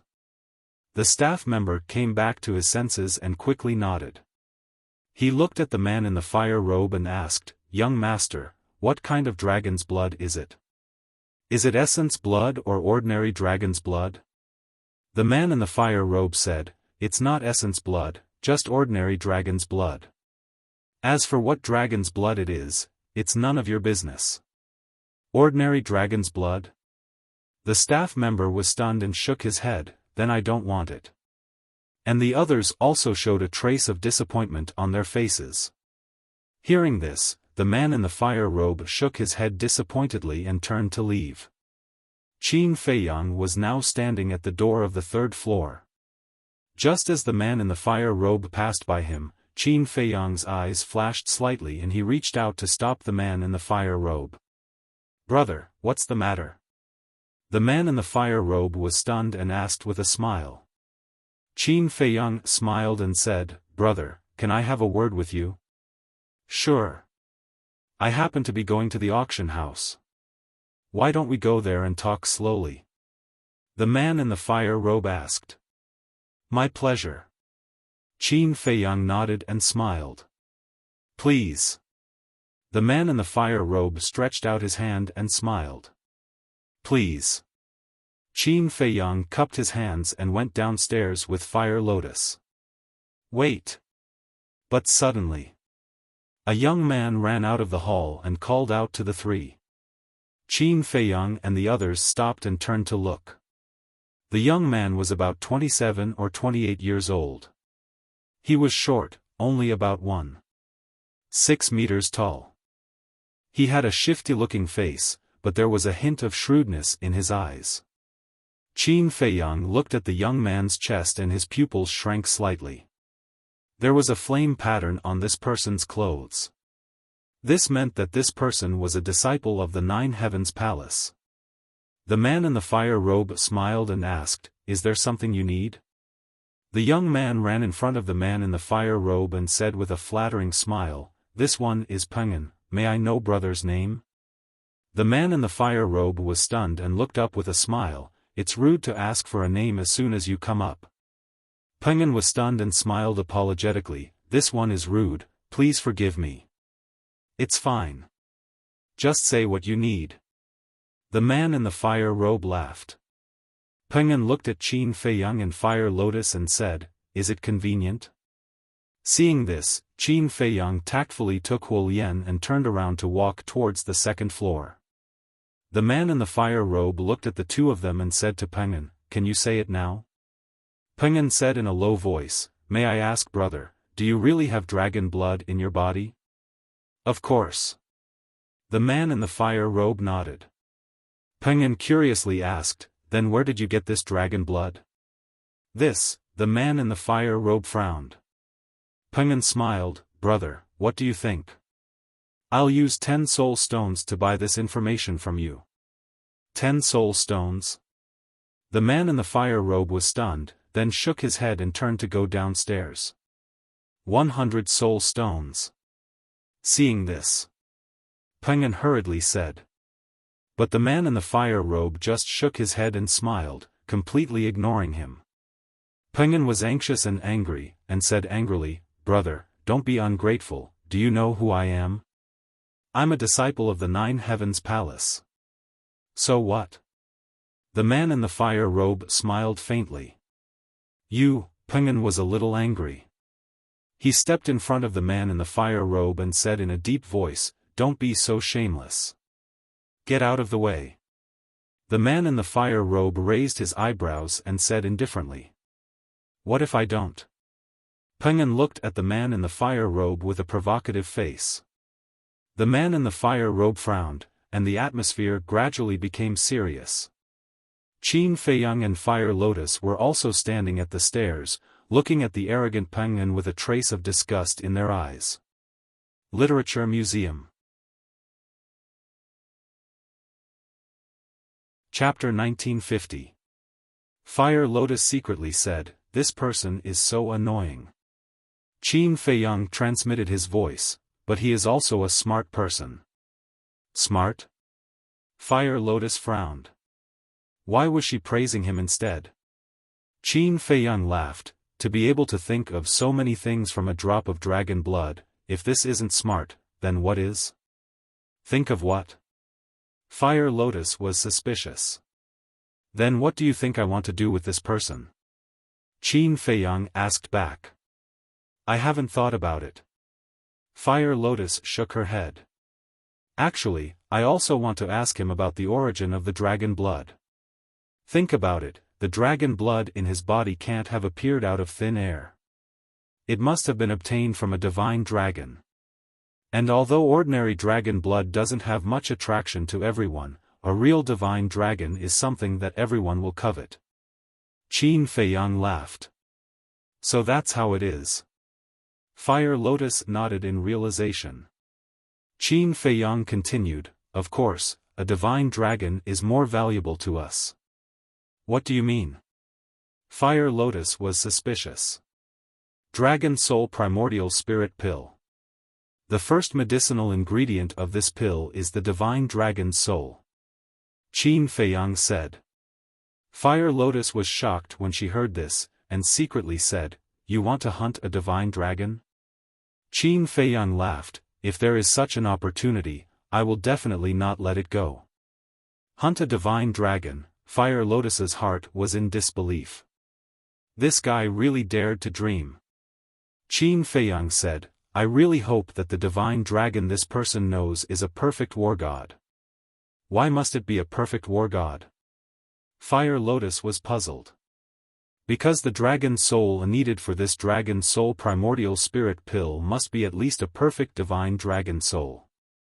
Qin Feiyang laughed. It's getting crazier and crazier. Fire Lotus shook her head. A perfect war god divine dragon was only one step away from becoming a half-step divine lord. The flame-clothed man and Penguin were still in a deadlock. Qin Feiyang raised his eyebrows, took a step forward, and pushed Penguin away, saying, "You're not done yet, are you? You dare to push me?" Penguin looked at Qin Feiyang in disbelief. "Who do you think you are? So what if you're a disciple of Nine Heavens Palace? You don't even dare to push. Don't take yourself too seriously." Qin Feiyang snorted coldly and ignored Penguin. He looked at the flame-robed man and said with a smile, "Brother, let's go." The man in the fiery robe laughed and strode down. Qin Feiyang also turned around and left. From beginning to end, he never looked at Penguin again. Bastard, bastard, this is unforgivable." Penguin was so angry that he gritted his teeth and smoke came out of his head. As a disciple of the Nine Heavens Palace, he was actually disregarded and humiliated by two nameless people? This was intolerable. Boom! He raised his fist and swooped down, aiming for Qin Feiyang and the flame-clothed man. Qin Feiyang frowned. Although this person was smart, he was not tactful at all. "Stop. This is the treasure pavilion. No one is allowed to mess around." But just as Qin Feiyang was about to make a move, a staff member ran out and shouted at Penguin. Penguin stopped abruptly, his face turning green and red. Qin Feiyang did not make a move. He followed the flame-clothed man and walked to Fire Lotus. Penguin shouted, "The three of you, listen carefully. This time, you've provoked someone you shouldn't have." Fire Lotus said with a smile, "I really can't tell. How big of a background do you have?" "I don't have any background, but there's someone whose name can scare you to death." Penguin sneered. Qin Feiyang and the other two stared blankly for a moment. They looked at each other before turning their heads to look at Penguin, who was standing on top of the stage, showing off his prowess. The flame-clothed man laughed, "This is interesting. Then, tell me, who is this person?" "Feng Zijuan." Penguin said word by word. Feng Zijuan. The flame-clothed man's pupils shrank when he heard this name. Qin Feiyang noticed the change in the flame-clothed man's expression. There was a trace of suspicion in his eyes. Who was this Feng Zijuan? How could he make this person change his expression? "Are you scared?" Penguin sneered at the three of them. "Huh, scared, of course I'm scared. Who in Sky Dragon City doesn't know Feng Zijuan's name? But even if it's Feng Zijuan, he can't be so domineering." The man in the flaming robe laughed out loud. He turned around and walked to the first floor without looking back. Qin Feiyang and Fire Lotus looked at each other and quickly followed. Preposterous. Just you wait. Peng roared and also ran to the first floor. Auction house. Located in the basement of the first floor, there were a total of 2 floors. The first floor was the auction house hall. The second floor was the private room. After the flame-clothed man entered the auction house, he directly brought Qin Feiyang and Fire Lotus into private room number 9. The space of the private room was not big, about 5 to 6 meters, but the decoration was very luxurious and very expensive. The flame-clothed man pointed to the chair beside the tea table and said with a smile, "Please sit." Qin Feiyang and Fire Lotus sat side by side on a double chair and looked outside. In front of them was a transparent floor-to-ceiling window. Through the floor-to-ceiling window, one could see the auction house outside clearly. At this moment, on the auction stage stood a white-clothed woman. She looked to be in her 20s, but the aura she emitted was extremely terrifying. According to Qin Feiyang's judgment, she should be comparable to Uncle Yuan. In other words, this woman was a half-step divine lord. And in front of the white-clothed woman, there was a long metal box. Inside, there was a 3-foot-long battle sword. Although the battle sword had not awakened, but from the sharpness it released, one could tell that it was a supreme-grade divine artifact at a glance. The people around the auction stage, as well as the people in the private rooms on the second floor, were all competing to bid. There's a good saying, there's no evil businessmen. Generally, precious things will be auctioned here by the treasure pavilion. So, if you want to find good things, you have to come here. The flame-clothed man said with a smile as he brewed tea. Qin Feiyang nodded and retracted his gaze. Looking at the flame-clothed man, he cupped his hands and smiled. "I'm Jiang Haotian, and this is my sister, Fire Lotus Jiang. Brother, I wonder if you can tell us your name?" "Hua Yi." Hua as in flame, Yi as in easy. The flame-clothed man smiled. "Hua Yi," Qin Feiyang muttered. This name was also very unfamiliar. It seemed like he had never seen this person before. Hua Yi poured 2 cups of tea and retreated to the front of Qin Feiyang and smiled. "It should be the first time you two have come to Sky Dragon City." Qin Feiyang nodded. Hua Yi held the teacup and took a sip. "Sky Dragon City is a place where dragons and snakes mix together. You two must be careful in the future. Thank you for your concern, Brother Hua." "Brother Hua, may I ask who this Feng Zijuan is?" Qin Feiyang asked curiously. "This Feng Zijuan has a great background. I wonder if Brother Jiang has heard of the 9 Heavens Palace's Resource Hall Master?" Hua Yi asked. "Resource Hall Master? Isn't that young noble Feng's grandfather?" "Wait. Young noble Feng? Feng Zijuan? Could it be?" Qin Feiyang's heart trembled. He smiled at Hua Yi. "I've heard of him." Hua Yi said, "This Feng Zijuan is the Resource Hall Master's grandson." As expected. Qin Feiyang muttered inwardly. The two of them were blood brothers. Moreover, this Feng Zijuan should be the big brother that young noble Feng mentioned. Not only does Feng Zijuan have a powerful family background, but he also has extraordinary talent. Do you know his cultivation? Early Divine Monarch Realm. Hua Yi said. So strong. Qin Feiyang was shocked. Early Divine Monarch Realm was even more terrifying than Yuan Bo. Because of his strength and background, many disciples in 9 Heavens Palace want to curry favor with him. That Pengan just now should be one of them. Hua Yi said. Qin Feiyang asked, in other words, this Pengan is looking for information on behalf of Feng Zijuan? That's right.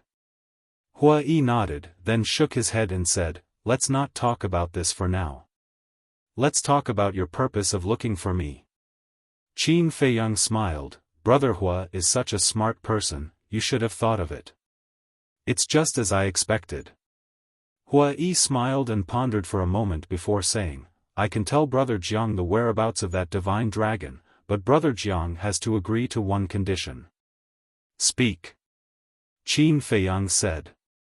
Hua Yi said, I wonder if Brother Jiang knows about Nine Heavens Palace's disciple recruitment?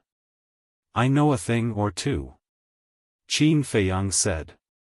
Then, does Brother Jiang want to enter Nine Heavens Palace? Hua Yi asked. I have this thought. Qin Feiyang nodded. Hua Yi smiled, that's good. My condition is that when the time comes to participate in the assessment, Brother Jiang can help me. You also want to enter Nine Heavens Palace? Qin Feiyang was stunned. Hua Yi smiled and said, who in my generation doesn't desire a cultivation holy land like Nine Heavens Palace? That's true. Qin Feiyang nodded and pondered for a moment before saying with a smile, saying help is too polite. We should take care of each other and support each other. Hua Yi was stunned for a moment before he laughed heartily, yes, yes, yes, we should take care of each other and support each other. Qin Feiyang said, then, the matter of the divine dragon? Hua Yi said, in the depths of the Sky Dragon Mountain Range, there is a place called Black Dragon Lake. There is a black dragon hiding there. I obtained this dragon blood from it. Black Dragon Lake, Black Dragon, Qin Feiyang murmured, asking, how is its strength? Very strong. Half-step divine monarch realm. Hua Yi said solemnly. Good. Qin Feiyang was overjoyed. A half-step divine monarch realm dragon soul had already surpassed the minimum requirement of the dragon soul primordial spirit pill. Hua Yi looked at Qin Feiyang's reaction and frowned. Brother Jiang, you're not going to hunt it, are you? It depends on the situation. Qin Feiyang smiled. Even if he found the divine dragon, he still lacked two other herbs, the dragon god flower and the primordial spirit lotus. Thus, he was not in a hurry to hunt the divine dragon. Moreover, a half-step divine monarch realm divine dragon was not so easy to hunt. While the two were conversing, the auction of the battle sword outside had also ended. The final price was 30 million divine crystals. A supreme-grade divine artifact was only sold for 30 million divine crystals. This made Qin Feiyang somewhat speechless. It seemed that supreme-grade divine artifacts could only be considered average in this Sky Dragon City. The next treasure to be auctioned, I believe many people will not be unfamiliar with it. The white-clothed woman standing on the high platform smiled faintly. With a wave of her jade-like hand, a palm-sized purple flame appeared out of thin air.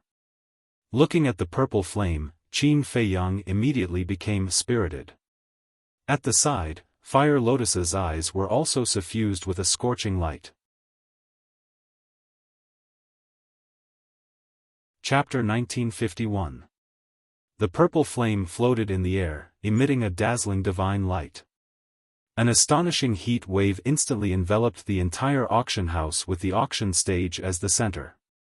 Everyone felt as if they were in a sea of fire, sweating profusely. Moreover, there were traces of lightning power flickering on the flame. This was the Nine Suns lightning fire. Qin Feiyang and Hua Yi were quite excited. They didn't expect to encounter this kind of extreme yang fire. I believe that everyone knows the value of this Nine Suns lightning fire even without my special introduction. The starting price is 2 million divine crystals. The highest bidder wins. The auction begins now. The white-clothed woman on the stage smiled. 1 million. 2 million. 3 million. Immediately, the people in the auction house began to bid wildly. Especially the private rooms on the second floor. Listening to their tone, a large number of people were determined to win. I didn't expect to encounter the Nine Suns lightning fire. Hua Yi looked at the purple flame and exclaimed. Qin Feiyang's eyelids twitched. He calmly turned to look at Hua Yi and asked with a smile, Brother Hua, don't tell me you also want this Nine Suns lightning fire? Me? Hua Yi was slightly stunned. He shook his head and said with a smile, I do want it a little, but there is a good saying, a gentleman does not take what others love. Thank you very much. Qin Feiyang cupped his hands and smiled gratefully. Hua Yi asked suspiciously, but I'm a little curious. What does Brother Jiang want this 9 suns lightning fire for? Qin Feiyang asked, I wonder if Brother Hua has heard of the undead barrier breaking pill? Undead barrier breaking pill? Hua Yi was stunned. He shook his head and said, I've never heard of this kind of pill. Never heard of it? Qin Feiyang was surprised and said, then what about the life pill, divine power pill, divine life pill, heavenly dust pill, for symbols infinite divine pill, and dragon soul primordial spirit pill? Hua Yi was stunned when he heard these pills. Qin Feiyang asked in surprise, Brother Hua has never heard of them? I'm familiar with the God's soul pill, God's power pill, and God's life pill because the treasure pavilion has them. But this heavenly dust divine pill, for symbols infinite divine pill, dragon soul primordial spirit pill, this is the first time I've heard of them. Dare I ask Brother Jiang, what kind of medicinal pills are these? Hua Yi said. This is the first time you've heard of it? Qin Feiyang and Fire Lotus looked at each other. Originally, Qin Feiyang thought that such a terrifying place like the ancient realm would definitely have all kinds of medicinal pills. However, he didn't expect that Hua Yi actually didn't know. Didn't this mean that the ancient dimension didn't have these pill formulas? Qin Feiyang asked again, then the potential pill, what about the potential pill? Potential pill? Potential pill? Hua Yi stared blankly for a moment before shaking his head, I've never heard of it either. It seems that even the ancient realm doesn't have some of the pill formulas in the pill scripture. Qin Feiyang muttered to himself. Fire Lotus thought, is there any information about these pills in the old patriarch's memories? No. Originally, I thought that it might be because the old patriarch's status wasn't high and he didn't know about these pills. But I didn't expect that the ancient realm doesn't have them at all. Qin Feiyang transmitted his voice. Fire Lotus smiled and said, then this is a business opportunity. Business opportunity? Qin Feiyang was stunned. Think about it, if these pills were to spread out, how many people would come to snatch them? Fire Lotus said. Qin Feiyang laughed bitterly and sent a voice transmission. Even though it's true, it's a crime to possess a treasure, and it'll similarly bring about a calamity of death for us. That's true. Fire Lotus nodded and said, but you're not the only one who knows about these pill formulas. Don't forget that Mu Tianyang and the others are also in the ancient realm. Until now, there have been no rumors about these pills. I think Mu Tianyang and the others also understand this and didn't say anything. Qin Feiyang said.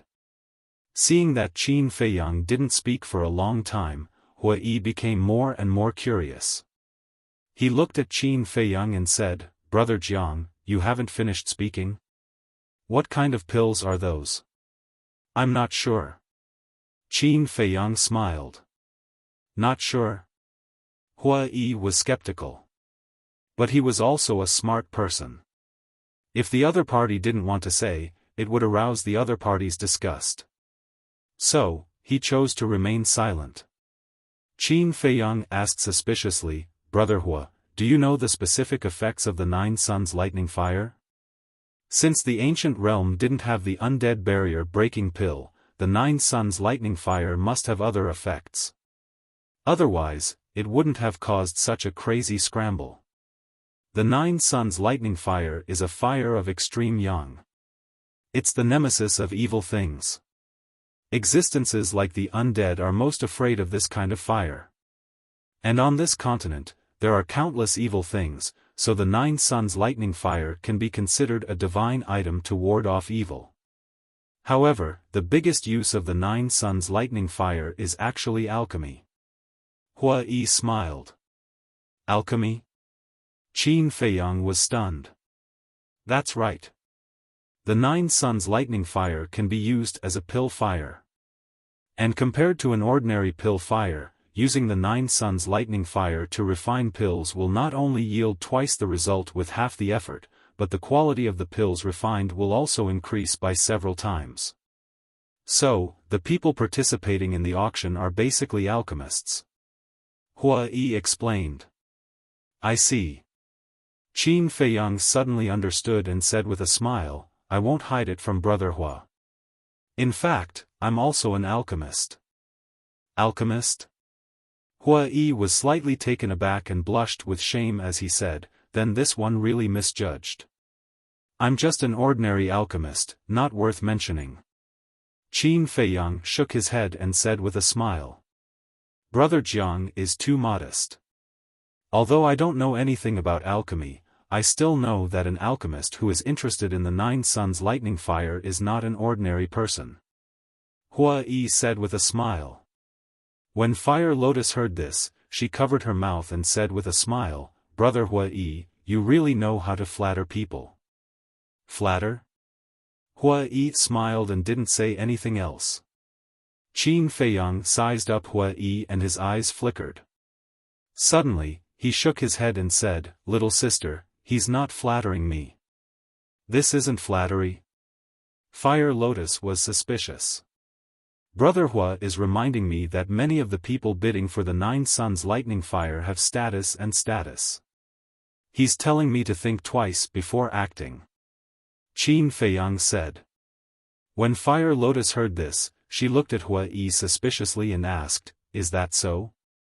But in the face of Fire Lotus's question, Hua Yi only smiled and didn't say anything. Qin Feiyang looked deeply at Hua Yi and patted Fire Lotus's hand, indicating that she shouldn't ask any more questions. Then, he looked at the auction outside. While they were talking, the price of the 9 suns lightning fire had already risen to 20 million divine crystals. Almost no one in the auction outside made a bid. Because this price had already exceeded the limit of what they could bear.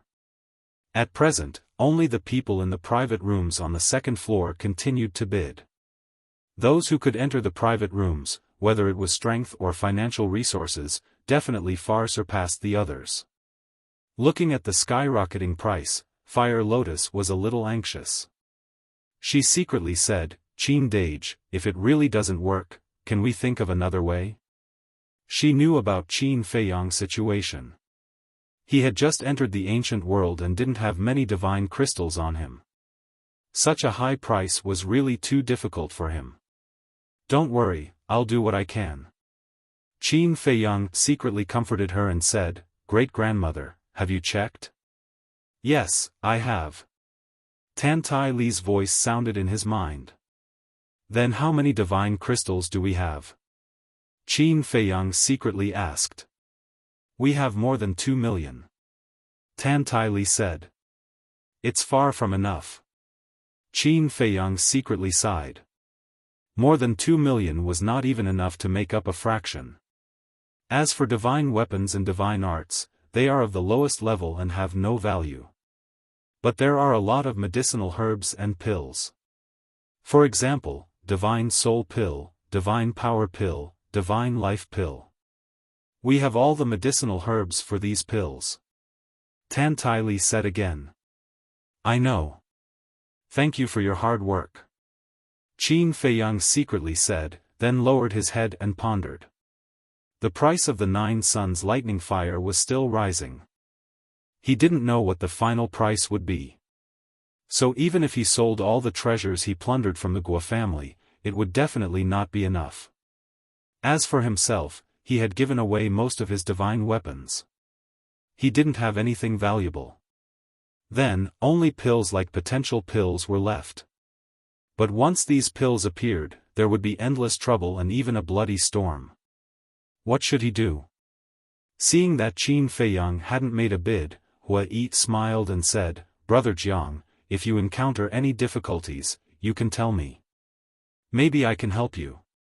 Qin Feiyang was stunned. He raised his head and looked at Hua Yi. Why do you want to help me?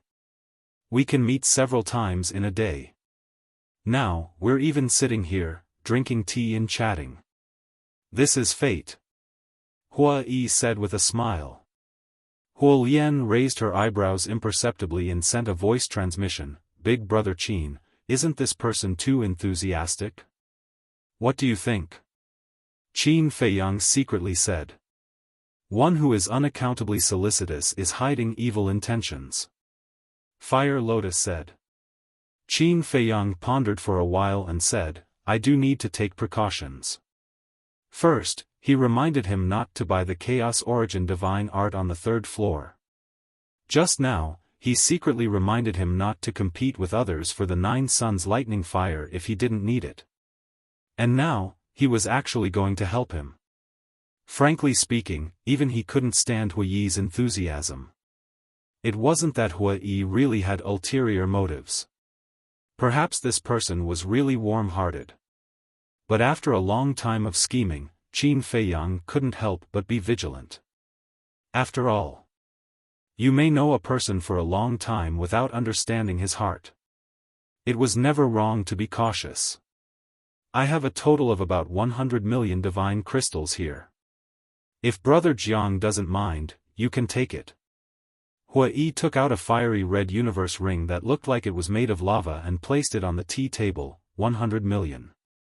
Qin Feiyang and Fire Lotus were shocked. 100 million divine gems was an astronomical figure to them. Fire Lotus said, "Qin Dage, you have to be careful." They had just met by chance, but he actually gave them 100 million divine crystals. There was definitely something fishy going on. Qin Feiyang's eyes flashed. "Brother Hua, if you have any needs or conditions, you can tell me directly." "Conditions?" Hui Yi shook his head and said helplessly, "Brother Jiang, you think too much of a person's heart. How can there be so many schemes in this world? I just want to help Brother Jiang because we feel like old friends at first sight." Chapter 1952. Hearing Hui Yi's words, Qin Feiyang and Fire Lotus looked at each other. They couldn't help but feel ashamed in their hearts. Hui Yi looked at the two of them and smiled bitterly. Helping people and being misunderstood is a bit frustrating. Of course, I don't blame you. After all, in this world, there are too many people who try to deceive each other. It's understandable. Qin Feiyang felt even more embarrassed. He cupped his fists and said, "Thank you for your understanding, Brother Hua." Hui Yi waved his hand and said, "Let's not talk about this. How about this? These 100 million divine crystals can be considered as a loan from you. Write an IOU and return it to me in full." "Okay." Qin Feiyang nodded. He took out a brush, ink, paper, and inkstone, quickly wrote an IOU and pressed his fingerprint on it. Hui Yi also put it away with a smile. 50 million. 50, 1 million. The bidding continued. With this 100 million divine crystals, Qin Feiyang finally had some confidence. However, he wasn't in a hurry to call out a price. The price soared all the way to 70 million divine crystals. At this time, there were only a few people bidding. 70 million divine crystals. Even a monstrous alchemist from 9 Heavens Palace would find it difficult to bear. "Brother Jiang, you can make your move now." Hui Yi smiled. Qin Feiyang nodded. He glanced around the auction house and said indifferently, 71 million. Everyone present was stunned. Before, although everyone was bidding, it was basically 10,000 or 100,000. But now, he actually increased the price by 1 million. Which nouveau riche was? Qin Feiyang's bid was in fact indirectly telling others that he was determined to obtain the 9 Suns Lightning Fire. If they knew what was good for them, they wouldn't compete anymore. Sure enough. After he called out a price, the audience quieted down. The few people who were still bidding also fell silent one after another. At the same time. Private room number 1. A purple-robed young man was leaning against a chair with one hand supporting his head. He had a lazy look on his face. Beside him stood a short man with shifty eyes. This person was Peng'an, who had formed a grudge with Qin Feiyang's group of 3. This voice, when Qin Feiyang spoke, Peng An's expression slightly froze. Then, a sneer crept up his eyes as he looked at the purple-robed young man and said, "Senior Brother Jun, of the 3 people I mentioned just now, this person is one of them." The purple-robed young man was taken aback and asked, "I'm sure. I remember his voice." Peng An said. The purple-clothed youth raised his head and looked at the private room where Qin Feiyang and the other 2 were in. His eyes flickered. Although he could see the outside, he couldn't see the situation inside the rooms from the outside. Therefore, the purple-robed didn't really see Feiyang's group. The woman in white asked loudly, "Private room 9 bid 71 million divine crystals. Is there anyone else who wants to raise the price?" There was Delta 71,010,000. Suddenly, June, his voice he's 72 million. Qin Feiyang smiled faintly and directly raised the price by 1 million. Hearing this, the man glared angrily at Qin Feiyang's room and fell silent. 72 million. Is there anyone else? The white-robed woman standing on the high platform looked around and asked again. Time passed by. Just as the white-robed woman was about to announce the result, the purple-robed young man in the first room smiled faintly and said, "Peng An, play with them." Okay. Peng An was overjoyed. He was waiting for this sentence. Then, without hesitation, he said, 80 million. What? 80 million? He just raised the price by 8 million. It's obvious that he's going against the people in the 9th room. It seems that there's going to be a good show. As soon as Peng An's voice fell, the auction house became noisy. But Qin Feiyang's group of 3 couldn't help but frown. Hua Yi smiled and said, "Brother Jiang, did you hear that? It's Peng An's voice." Qin Feiyang nodded. Peng An is just an ordinary disciple. He doesn't have the financial resources at all. I think someone must be helping him. That person should be Feng Zijuan. Hua Yi said. Feng Zijuan. Qin Feiyang raised his eyebrows and looked at the first room, saying, "Is Feng Zijuan also an alchemist?" "He's not." Hua Yi shook his head. "If he's not an alchemist, why did he interfere?" Fire Lotus was very angry. "It's obvious that they want to take revenge on me." Hua Yi shook his head and sighed. He looked at Qin Feiyang and Hua Yi apologetically, "I'm really sorry to implicate you." "What are you talking about?" "At that time, I also humiliated Peng An. With his personality, he definitely won't let me go." Qin Feiyang said. Hua Yi sighed, "No matter what, this matter started because of me. It's okay." Qin Feiyang waved his hand. 80 million, is there anyone else? The woman in white was full of smiles. As a businessman, what she liked to see the most was no doubt this kind of scene of dragons and tigers fighting. 1 million. Qin Feiyang said. "Didn't you increase by 1 million just now? Why is it 10,000 now? If you don't have the strength, don't come and compete, lest you make a fool of yourself." 81 million. Peng An's voice sounded immediately, and he also humiliated Qin Feiyang. The crowd also roared with laughter. Especially those people who were forcibly suppressed by Qin Feiyang before, the gloating on their faces was undisguised. Snatch. Now you've met someone who's more awesome than you. This is retribution. 1 million. Qin Feiyang said again, his tone was calm. He can still endure it, it seems that this person's temperament is not bad. Feng Zijuan murmured, still leaning on the chair with a lazy look, as if nothing could move him. "Senior Brother Jun, you think too highly of him. He must be pretending to be calm now, stubbornly holding on." Peng An said. "In that case, let's test his bottom line." Feng Zijuan smiled faintly. Okay. Peng'an nodded and shouted, 90 million. Gasp. As soon as this voice sounded, the people present couldn't help but gasp. 90 million divine crystals, this person was really generous. And the woman in white on the high platform was already blooming with joy. Although the 9 suns thunder fire was a rare treasure of heaven and earth, 90 million had far exceeded its value. Moreover, the most important thing was that the price would exceed 100 million sooner or later if it continued to compete like this. Fire Lotus looked at Qin Feiyang and couldn't help but say, brother, why don't we just forget it? Even if they won, it would only benefit the treasure pavilion. It was not worth it.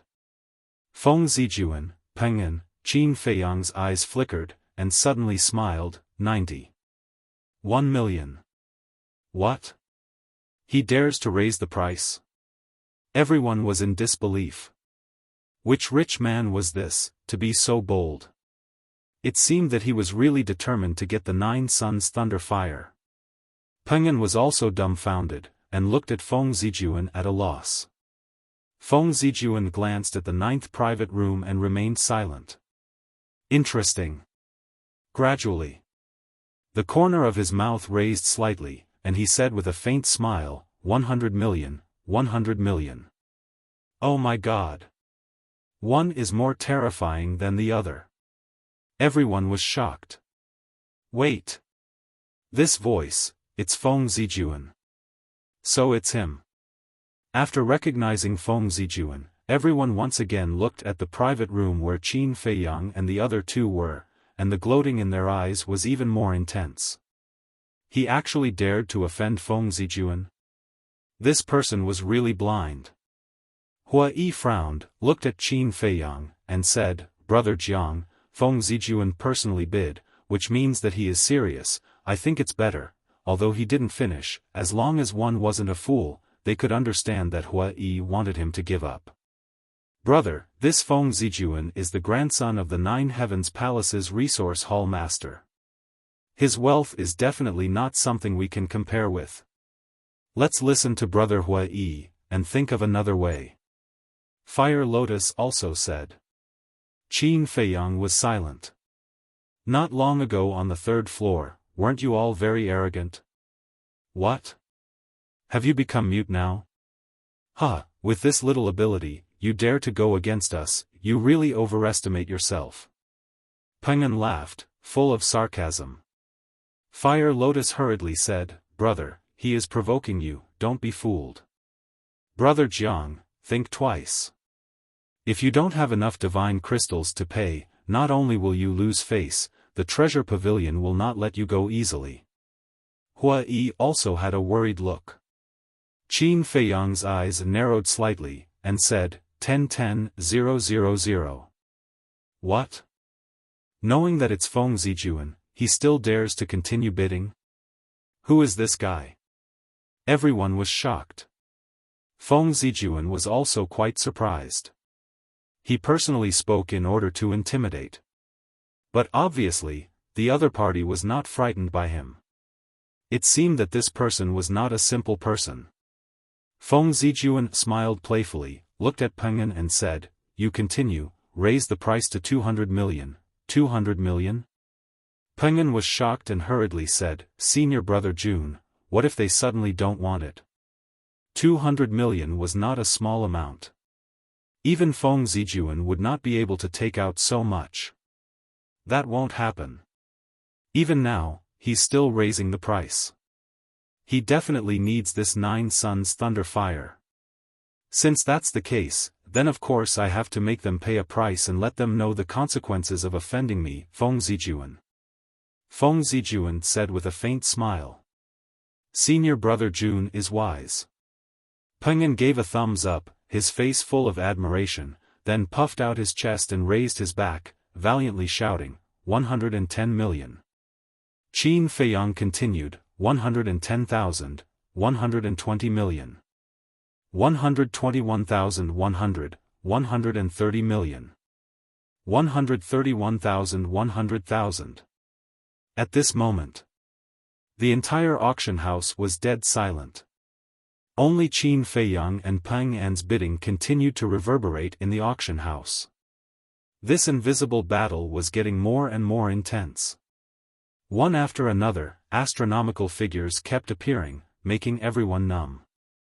However, Hua Yi, Fire Lotus, looking at Qin Feiyang who was crazily raising the price, was burning with anxiety. Especially Fire Lotus. She knew better than anyone how many divine crystals Qin Feiyang had, and it had far exceeded the amount she had. This was complete nonsense. But at the same time, she was very touched. Because everything Qin Feiyang did was for her.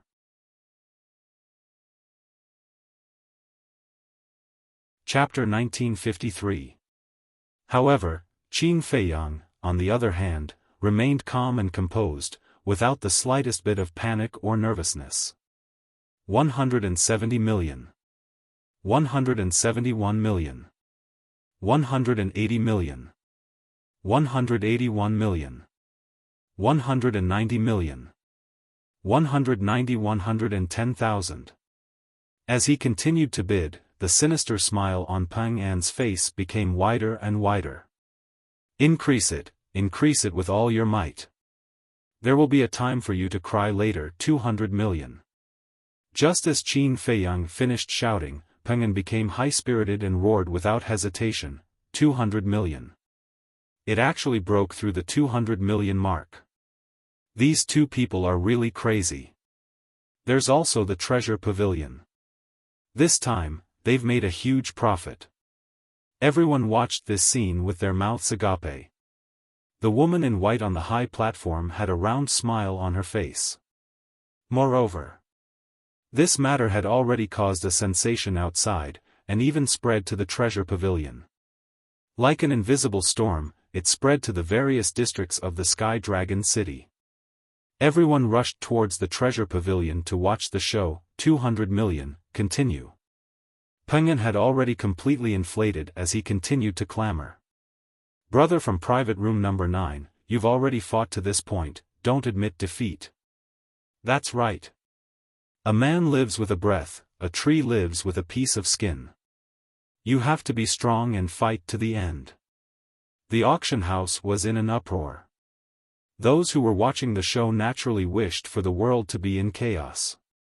The more exciting it was, the more interesting it was. Hua Yi and Fire Lotus did not say a word. In their opinion, Qin Feiyang had already lost his mind, and no matter how much they said, he would not listen. Well said. A man lives with a breath, a tree lives with a piece of skin. As a man, how can you retreat? Feng Zijun, let me see, how much ability do you have? Do you have the capital to be arrogant? Qin Feiyang smiled faintly, and said, 300 million. Crash. As soon as these words were spoken, it immediately caused a huge uproar. 300 million. Who the hell is this person? Not only did he openly call out to Feng Zijun, he even increased the bid by 100 million. This is too terrifying. The shock in everyone's hearts could no longer be described with words. When Fire Lotus and Hua Yi heard Qin Feiyang's words, they almost fainted. 300 million divine gems. This guy was really crazy. It was over. If he couldn't pay that many divine crystals later, he probably wouldn't be able to walk out of the auction house. Private room number 1. At this moment, Peng An's eyes were also wide open in anger, so much so that his eyeballs were about to pop out. What kind of concept was 300 million? An ordinary disciple like him would never see so many divine crystals in his entire life. Yet, the other party had said it so casually.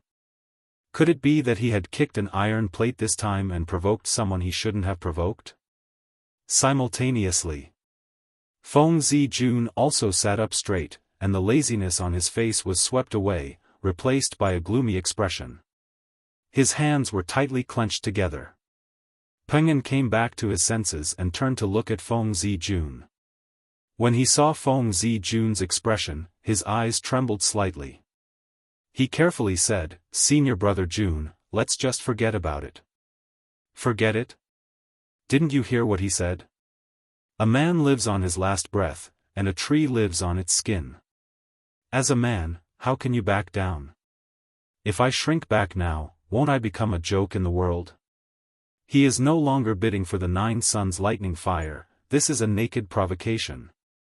Feng Zijun said sternly. But, Peng'an wanted to say something but hesitated. Provoking me, is it? Okay, I'll play with you to the end. 400 million.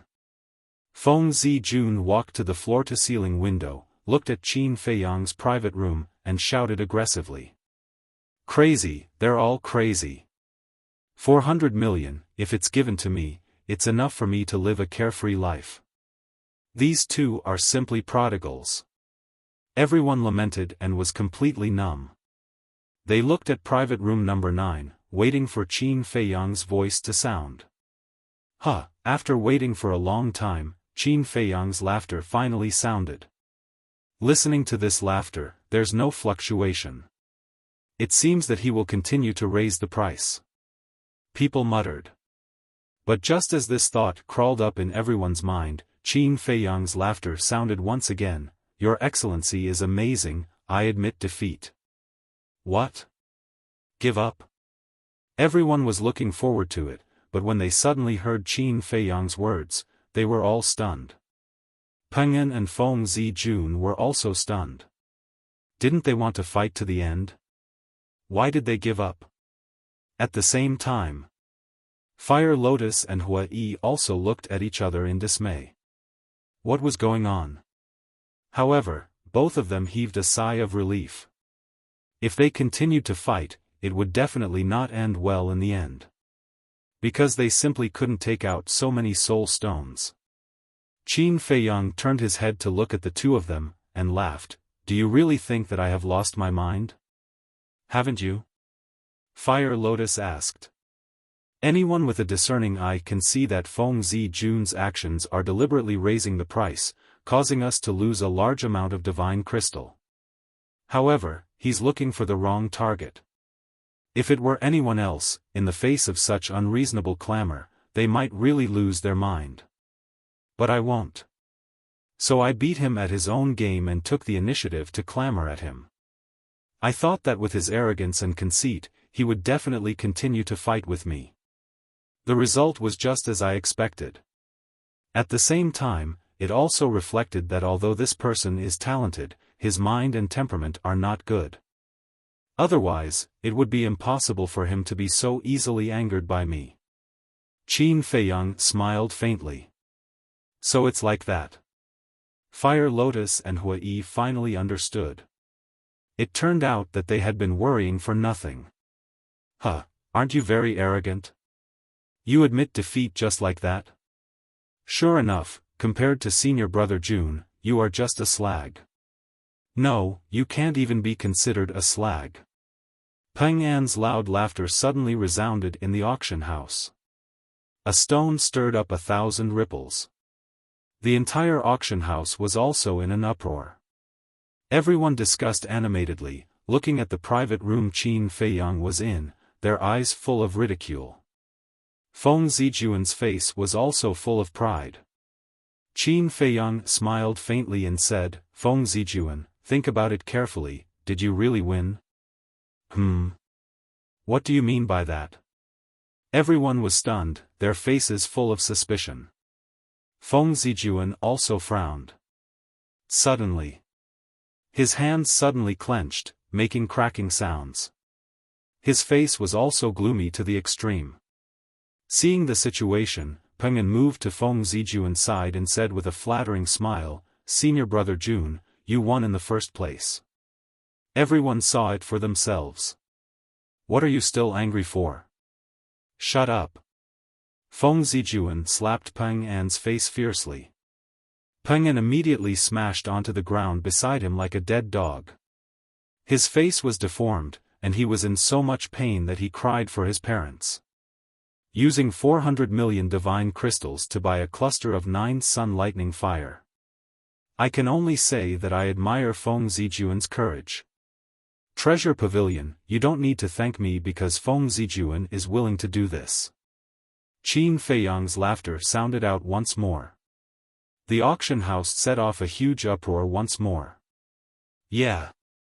On the surface, it looks like Feng Zijuan won. But thinking about it carefully, that's not the case at all. This is simply a trap to lure Feng Zijuan into it. Huh, to think that this Feng Zijuan and Peng'an were still smug. Actually, they themselves are the biggest idiots. Even a freak like Feng Zijuan was schemed against so tightly. This person's methods are profound. Being reminded by Qin Feiyang like this, everyone came to their senses. Their gazes also all shifted to the number 1 private room.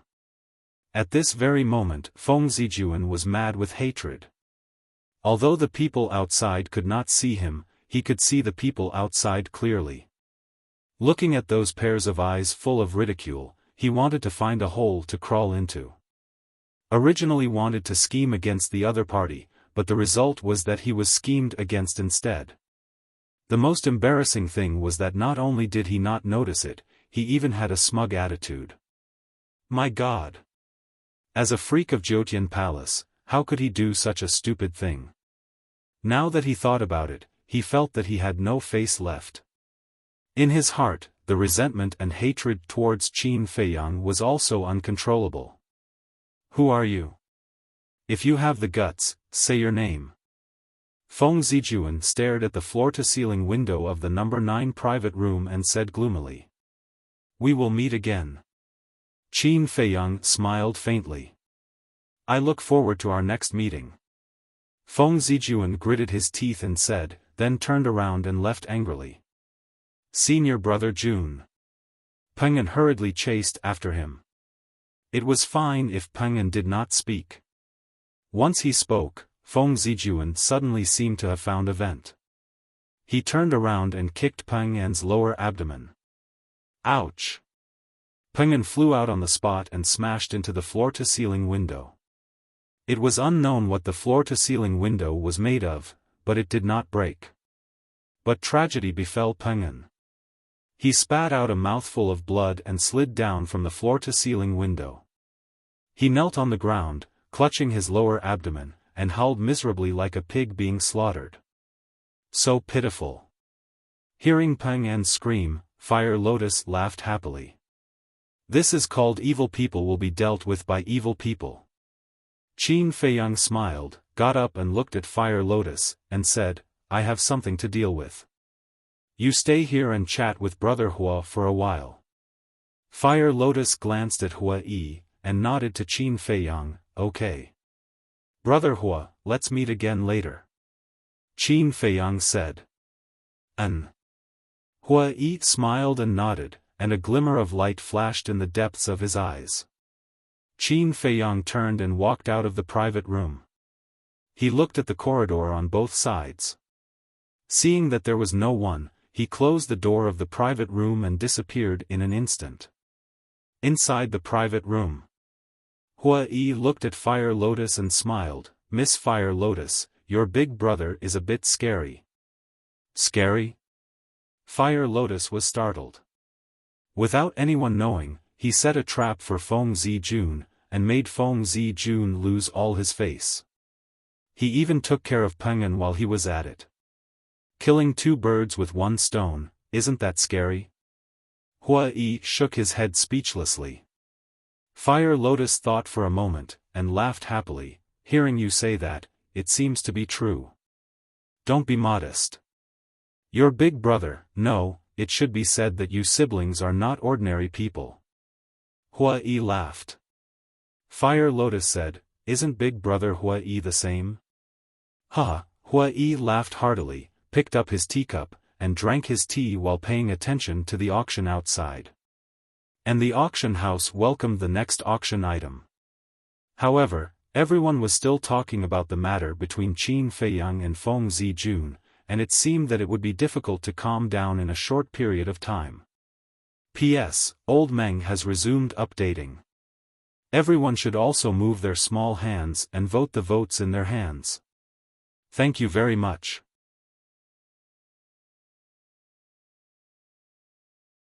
Chapter 1954. At the same time that Qin Feiyang disappeared, Feng Zijuan angrily walked out of private room number 1. Peng'an was still howling inside. But there was already a woman in red waiting outside. This woman was a staff member of the treasure pavilion. Seeing Feng Zijuan come out, the woman in red immediately went up and smiled, "Young Master Feng, please pay the bill in the VIP room." Seeing the smile on the woman's face, the anger in Feng Zijuan's heart burned again. The woman's smile was actually very sincere, but in Feng Zijuan's eyes, it was like she was mocking him. "Move." Feng Zijuan looked at the woman coldly and said. The woman in red paused and said patiently, "Young Master Feng, you're a frequent customer of the treasure pavilion, so you naturally know our rules. After the auction, you have to pay the divine crystals in person before you can leave." Feng Zijuan's eyes were gloomy as he clenched his fists tightly. The woman in red lowered her head and said, "Young master, please don't make it difficult for me." "Who?" Feng Zijuan took a deep breath and said, "I don't have that many divine crystals on me right now, I'll pay after I return to Empyrean Palace." The woman in red frowned, unable to decide. Seeing this, the anger in Feng Zijuan's heart burned again as he said angrily, "I, Feng Zijuan, am a monster of Empyrean Palace, and I'm famous in Sky Dragon City, will I go back on my words?" "No, no, no." The woman in red quickly waved her hand and said, "The treasure pavilion believes in young master's character, but the amount involved this time is too large, I really don't dare to make this decision." Feng Zijuan said, "If you can't make this decision, then let Shengguan Qiu do it." "Okay. I'll get someone to call the steward." The woman in red nodded and said loudly, "Guards." A guard ran over. The woman in red said, "Take young Master Feng to VIP room number 1 and treat him well." "Okay." The guard nodded and then looked at Feng Zijuan with a smile, "Young master, this way please." "Humph." Feng Zijuan snorted coldly and walked towards the 3rd floor of the treasure pavilion. The woman in red also quickly entered the auction house and ran up the auction stage, whispering a few words into the woman in white's ear. "Everything is within my expectations." The woman in white chuckled and said, "Help me auction it first." "I'll go take a look." "Yes." The woman in red nodded. "Ladies and gentlemen, I'm sorry. I have some matters to attend to. However, the auction will not stop. Everyone, please continue." The woman in white looked around at the people in the auction house. She smiled and said. Then, she turned around and left quickly. "Why did you leave halfway? Is there even a need to ask?" "It must be because of Feng Zijuan. 400 million divine gems. Even Feng Zijuan can't afford that. Feng Zijuan has lost a lot of face this time. It doesn't matter if he loses face. The most important thing is his parents and grandfather. His parents are the enforcement elders of Nine Heavens Palace, and his grandfather is the hall master of Nine Heavens Palace's resource hall. When has he ever embarrassed himself like this? When they receive the news, Feng Zijuan will definitely suffer." Everyone whispered in each other's ears, their faces full of ridicule. 3rd floor. VIP room 1. The woman in white pushed the door open and entered. She saw Feng Zijuan sitting beside the tea table, his face ashen. The guard stood to the side and looked at Feng Zijuan silently. In fact, this was surveillance, to prevent Feng Zijuan from leaving. The woman in white glanced at Feng Zijuan and waved her hand, "You can leave." "Yes." The guard respectfully replied and walked out of the VIP room, closing the door behind him. "Young Master Feng, is it because my treasure pavilion is not good enough? Your face is so ugly." The woman in white walked to the tea table and sat opposite Feng Zijuan, laughing. "Can you not laugh?" Feng Zijuan raised his eyebrows, his anger rising. Good, good, good. The woman in white nodded and said, the people below have already told me. I don't have any objections, but I need an IOU. IOU? Feng Zijun couldn't sit still anymore. He stood up and glared at the woman in white, saying, don't you know what kind of person I, Feng Zijun, am? You actually want me to write an IOU? Aren't you humiliating me? Young Master Feng, please calm down. This is the rule of the treasure pavilion. I am just doing my job. I hope young master can understand. The woman in white smiled apologetically. No room for negotiation? Feng Zijun raised his eyebrows. Young Master Feng, don't make it difficult for me. You know the rules of my treasure pavilion. If it was someone else, I'm afraid they wouldn't be able to step out of the treasure pavilion today. And now, I just want young master to leave an IOU. This is already giving young master a lot of face. The woman in white smiled. Feng Zijun's face was gloomy. The woman in white said, if young master is not willing to leave an IOU, then I will have to personally go to the Ninth Heaven Palace and ask for it from Elder Feng. The Elder Feng that the woman spoke of was Feng Zijun's grandfather. Feng Zijun was furious. The woman in white smiled, young master, I have already given you face. Don't push your luck. You win. Feng Zijun glared at the woman in white and returned to his seat, saying, prepare the brush and ink. The woman in white smiled and personally walked to the desk, took the brush, ink, and paper, and placed them in front of Feng Zijun. Feng Zijun grabbed the brush and was about to write. Suddenly, an 8-foot-tall, burly man in black appeared out of thin air in the VIP room. On the chest of the burly man, there was also a flame tattoo. Seeing this person, Feng Zijun was overjoyed. He immediately put down the brush in his hand and stood up, Uncle Yong. The burly man waved his hand, looked at the woman in white and smiled, Shangguan Xiao, long time no see. Yes, long time no see. Shangguan Xiao stood up and smiled. After exchanging some pleasantries, the burly man said, Old Master has already heard about the 9 Suns Thunder Fire, so he specially asked me to come and deal with it. I wonder how much the 9 Suns Thunder Fire was auctioned off. Shangguan Xiao glanced at Feng Zijun and said with a smile, Elder Feng, I didn't expect you to come here personally. It seems that you really love your grandson.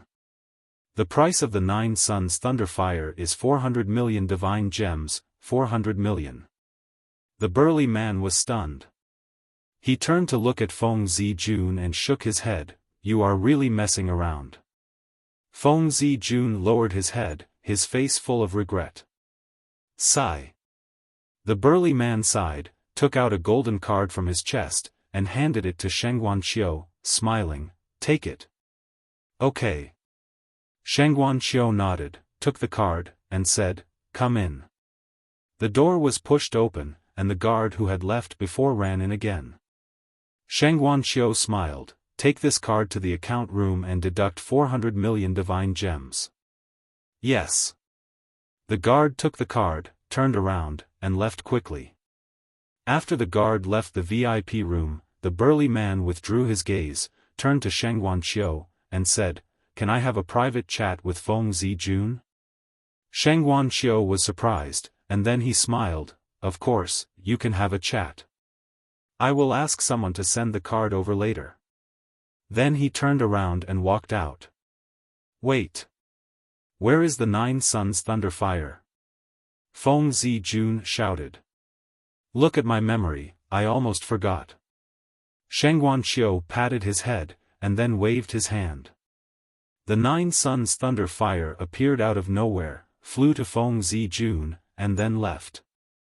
The burly man immediately went forward, closed the door, and then walked to Feng Zijun. Looking at the 9 Suns Thunder Fire, he said helplessly, 400 million divine gems for such a thing, young master. Uncle Yong doesn't want to criticize you, but you are really a spendthrift.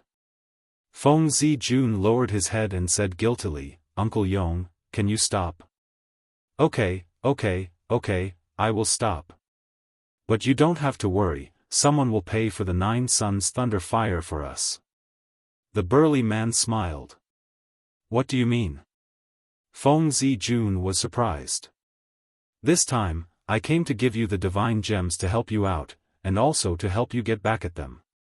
The burly man said, a cold light flashing in his eyes. Feng Zijun's eyes lit up, and he asked, what do you mean? Those who dare to go against us never have a good ending, and this time is no exception. The burly man sneered. Then what are you going to do? Feng Zijun asked. Kill him. The burly man said. Is this Grandpa's order? Feng Zijun asked. Yes. The burly man nodded and asked, do you know that person's identity? I don't know. However, since he dares to clamor with me, I think his identity should not be simple. Feng Zijun said. What does he look like? The burly man said. Feng Zijun asked, I don't know either, but Pengen knows. Okay. Go and call Pengen up, I want to know more. The burly man said. Okay. Feng Zijun nodded and was about to put away the 9 suns thunder fire. But at this moment, the 9 suns thunder fire disappeared without a trace. Feng Zijun and the burly man's faces were suddenly filled with surprise. Immediately after, their spiritual force surged out in all directions, but they couldn't find anything in this small VIP room. Outrageous, this is really outrageous, who dares to cause trouble under my nose, who is it? Get out here. The burly man roared like thunder. In an instant, everyone in the treasure pavilion was alarmed. Private room number 9. With a happy smile, Qin Feiyang strode into the private room and closed the door. Hua Yi looked suspiciously at Qin Feiyang and asked, Brother Jiang, did you encounter some good news? Brother Hua knows very well, why ask again? Qin Feiyang smiled and walked to the side of Fire Lotus, sitting on the chair with a satisfied expression. As expected. Hua Yi shook his head and laughed. However, this kind of playboy had to be taught a good lesson. Qin Feiyang drank a mouthful of tea, turned to look at Hua Yi, and said, Brother Hua, I also heard them talking, as if they want to harm us. Everything is as expected. Hua Yi sighed. Qin Feiyang asked, that person called Uncle Yong, do you know who he is? Uncle Yong? Hua Yi was taken aback, and asked, are you talking about the person who roared earlier? Yes. Qin Feiyang nodded. This person isn't simple. He is Grandpa Feng Zijun's last disciple, called Guyong.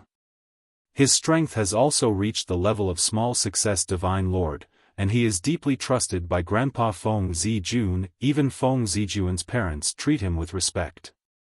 Hua Yi said.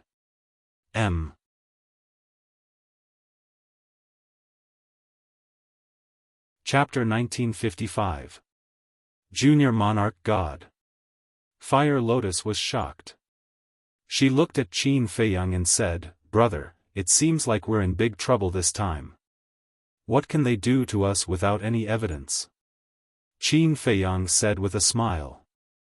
That's right. Even if they can cover the sky with one hand, they won't dare to do anything to us. Hua Yi smiled. Dong. At this moment, there was a knock on the door. The 3 of them turned to look at the door. Qin Feiyang laughed and said, they're so fast. Fire Lotus said, Brother, why don't we leave first? Leave? Isn't that the same as confessing? Don't be nervous. Just keep quiet. I'll deal with them.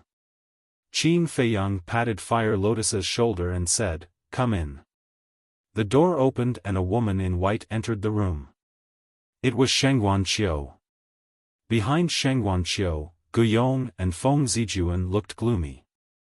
Shengguan Qiu turned to look at the 2 of them and said, you 2 wait outside. I'll ask them first. Wait? Feng Zijun raised his eyebrows and said angrily, who else could it be? Young Master Feng, do you have any evidence? There's no evidence. You're just making things up. And the three of them are guests of the treasure pavilion. I can't offend them because of your baseless guess. By the way, this is the treasure pavilion, not the ninth heaven palace. You have to follow the rules of the treasure pavilion. Sheng Guanqiu said with a touch of coldness in her eyes. Feng Zijuan was furious. Guiyong waved his hand and said, "Okay, just do as she says. We'll wait outside." As he spoke, Guiyong looked at Qin Feiyang and the other two with a touch of suspicion in his eyes. Sheng Guanqiu entered the room and closed the door behind him. How dare they shut us out? That's too much. Feng Zijuan was furious. He looked at Guiyong and asked in a low voice, "Uncle Yong, do you remember them?" "Not at all." Guiyong shook his head. Feng Zijuan was shocked. "If even you don't know them, then aren't they even more mysterious?" No. I basically know all the young people in the northern region who have some status, but I have no impression of these three people. This can only mean one thing." Guiyong smiled. "What?" Feng Zijuan asked. Guiyong said, "They are not mysterious. They are just newborn calves who are not afraid of tigers." Feng Zijuan was stunned and said, "You're saying that they are just three inconspicuous minor characters?" "That's right." Guiyong nodded. "Bastard, how dare you be so arrogant when you have no background?" Feng Zijun suddenly grinned. Inside the private room, Sheng Guanqiu looked at Qin Feiyang and the other two and bowed with a smile. Sheng Guanqiu, the steward of the treasure pavilion, greets young masters and young mistress. Qin Feiyang suddenly smiled and said, "So it's the manager of the treasure pavilion. I don't dare to call you Lord. Young master, please call me by my name." Sheng Guanqiu waved his hand. "Then I won't stand on ceremony." Qin Feiyang smiled and said, "May I know why the steward has come in person?" Sheng Guanqiu said, "I can't say that I'm advising you. I just want to ask you a few questions." "Questions?" Qin Feiyang was stunned and said with a smile, "Please go ahead. I will tell you everything I know." "May I ask if the three of you have left before?" Sheng Guanqiu asked. "No. We have been here all this time and have never left," Qin Feiyang said. "Really?" Sheng Guanqiu said. "Of course." Qin Feiyang nodded. Sheng Guanqiu said again, "Do the three of you know that the Nine Suns Thunder Fire was stolen from the VIP room on the third floor?" "What? The Nine Suns Thunder Fire was stolen?" Qin Feiyang and the other two stood up, their faces full of shock. Sheng Guanqiu looked at Qin Feiyang and the other two. Whether it was Qin Feiyang or Hua Yi, the shocked expression on their faces was not fake at all. As for Fire Lotus, although she was wearing a mask and her expression could not be seen, there was no trace in her eyes. "Looks like it's really not them," Sheng Guanqiu muttered. As the steward of the treasure pavilion, she was very confident in her ability to judge people. No matter who it was, no matter how well they hid, they could not escape her eyes. But if it was not these three, who could it be? Who had the guts to steal from the treasure pavilion? Bang! At this moment, the door was kicked open, and Feng Zijun walked in angrily. Sheng Guanqiu frowned and looked at Feng Zijuan, saying, "What do you want to do?" Feng Zijuan said, "Sheng Guanqiu, let me tell you, you won't get anything out of them." Sheng Guanqiu said, "Then what do you think we should do?" Feng Zijuan glanced at Qin Feiyang and the other two and sneered, "There is only one way to deal with such fanatics, torture them." "How dare you?" Sheng Guanqiu said angrily. "Sheng Guanqiu, I know you have seen countless people and are very confident in your judgment. But in this world, there are many people who are good at pretending. There will be times when you are wrong." Guiyong closed the door and looked at Sheng Guanqiu with a smile. I say, what do you mean? Revenge? Qin Feiyang raised his eyebrows and looked at Feng Zijuan and Sheng Guanqiu. Who are we? Who are you? Is there a need to take revenge on you for such a small matter? We are just talking about the facts. Guiyong laughed, his eyes full of disdain. If Qin Feiyang hadn't personally heard the two of them discussing in private, he would have really believed this person's nonsense. You said we are talking about the facts, right? Well, let's talk about the facts now. You are so sure that we stole the 9 Suns Thunder Fire. May I ask, where is your evidence? Qin Feiyang said.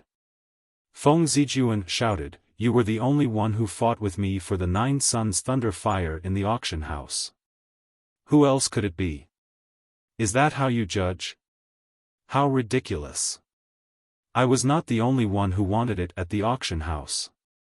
There were many others who were also fighting for the 9 Suns Thunder Fire. Based on what you said, aren't they all suspects?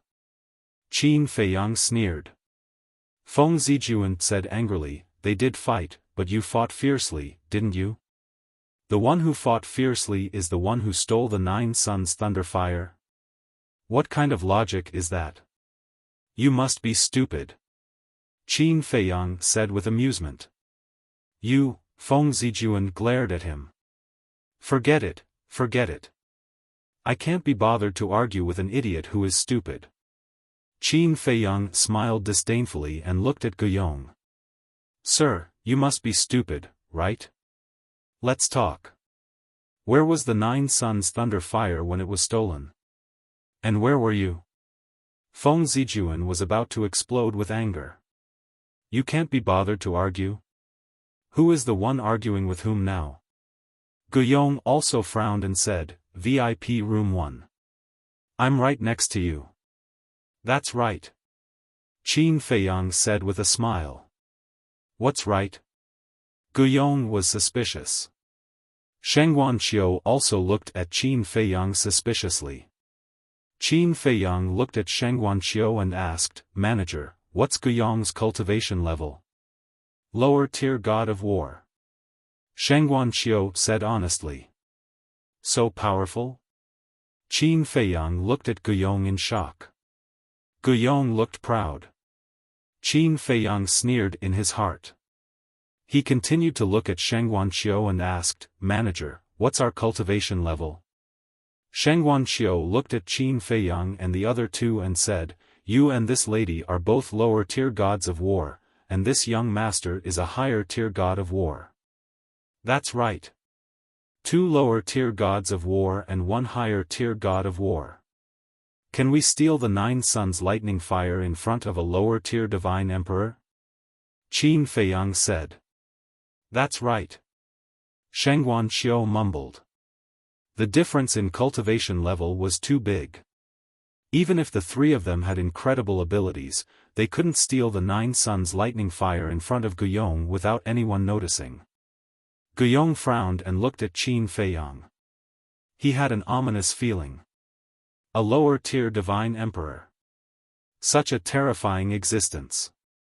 I'm afraid that even if we have the divine item of space, we can't steal the 9 Suns lightning fire. Moreover, we're in the treasure hall. Even if we borrow courage from the heavens, we won't dare to cause trouble in the treasure hall. Qin Feiyang sighed. Sheng Guanqiu nodded and said, That makes sense. In your opinion, what's the trick behind this?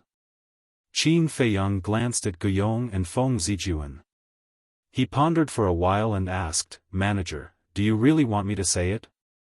Just say it. Sheng Guanqiu said. Qin Feiyang said, Okay, let me ask first. When the 9 Suns lightning fire was stolen, was the manager in the VIP room? I wasn't. Sheng Guanqiu shook his head. Why not? Qin Feiyang was puzzled. Sheng Guanqiu said, Because Guiyong said that he wanted to talk to Feng Zijuan in private, so I left. I see. Qin Feiyang suddenly understood and said with a smile, Then I understand. Guyong, Feng Zijuan, you two are really good at scheming. What do you mean? Feng Zijuan was at a loss. Guyong's uneasiness grew stronger. Qin Feiyang looked at Feng Zijuan and said angrily, don't you know what I mean? Previously at the auction house, I embarrassed you, and because you held a grudge in your heart, you deliberately put on this show with Guyong to frame us. Frame us? Sheng Guanqiu was stunned. After hearing this, Feng Zijuan was also stunned. When he came back to his senses, he immediately shouted, nonsense. Nonsense? Then why did you send Sheng Guanqiu away? Qin Feiyang sneered. Send me away? Sheng Guanqiu frowned. Yes. They were sending you away. Because if you were there, they wouldn't be able to fake the scene of the 9 Suns lightning fire being stolen. In fact, they faked the theft of the 9 Suns lightning fire to take revenge on me. They were also using someone else to do their dirty work. Qin Feiyang said. That makes sense. The 9 Suns lightning fire was stolen from the treasure pavilion, so the treasure pavilion can't escape the blame. For the sake of the treasure pavilion's reputation, you will definitely investigate to the end. Then, they will take the opportunity to instigate you to get rid of us. After Hua Yi finished, he looked at Guyong and Feng Zijuan and sneered, what a brilliant plan, I admire it. You're slandering me.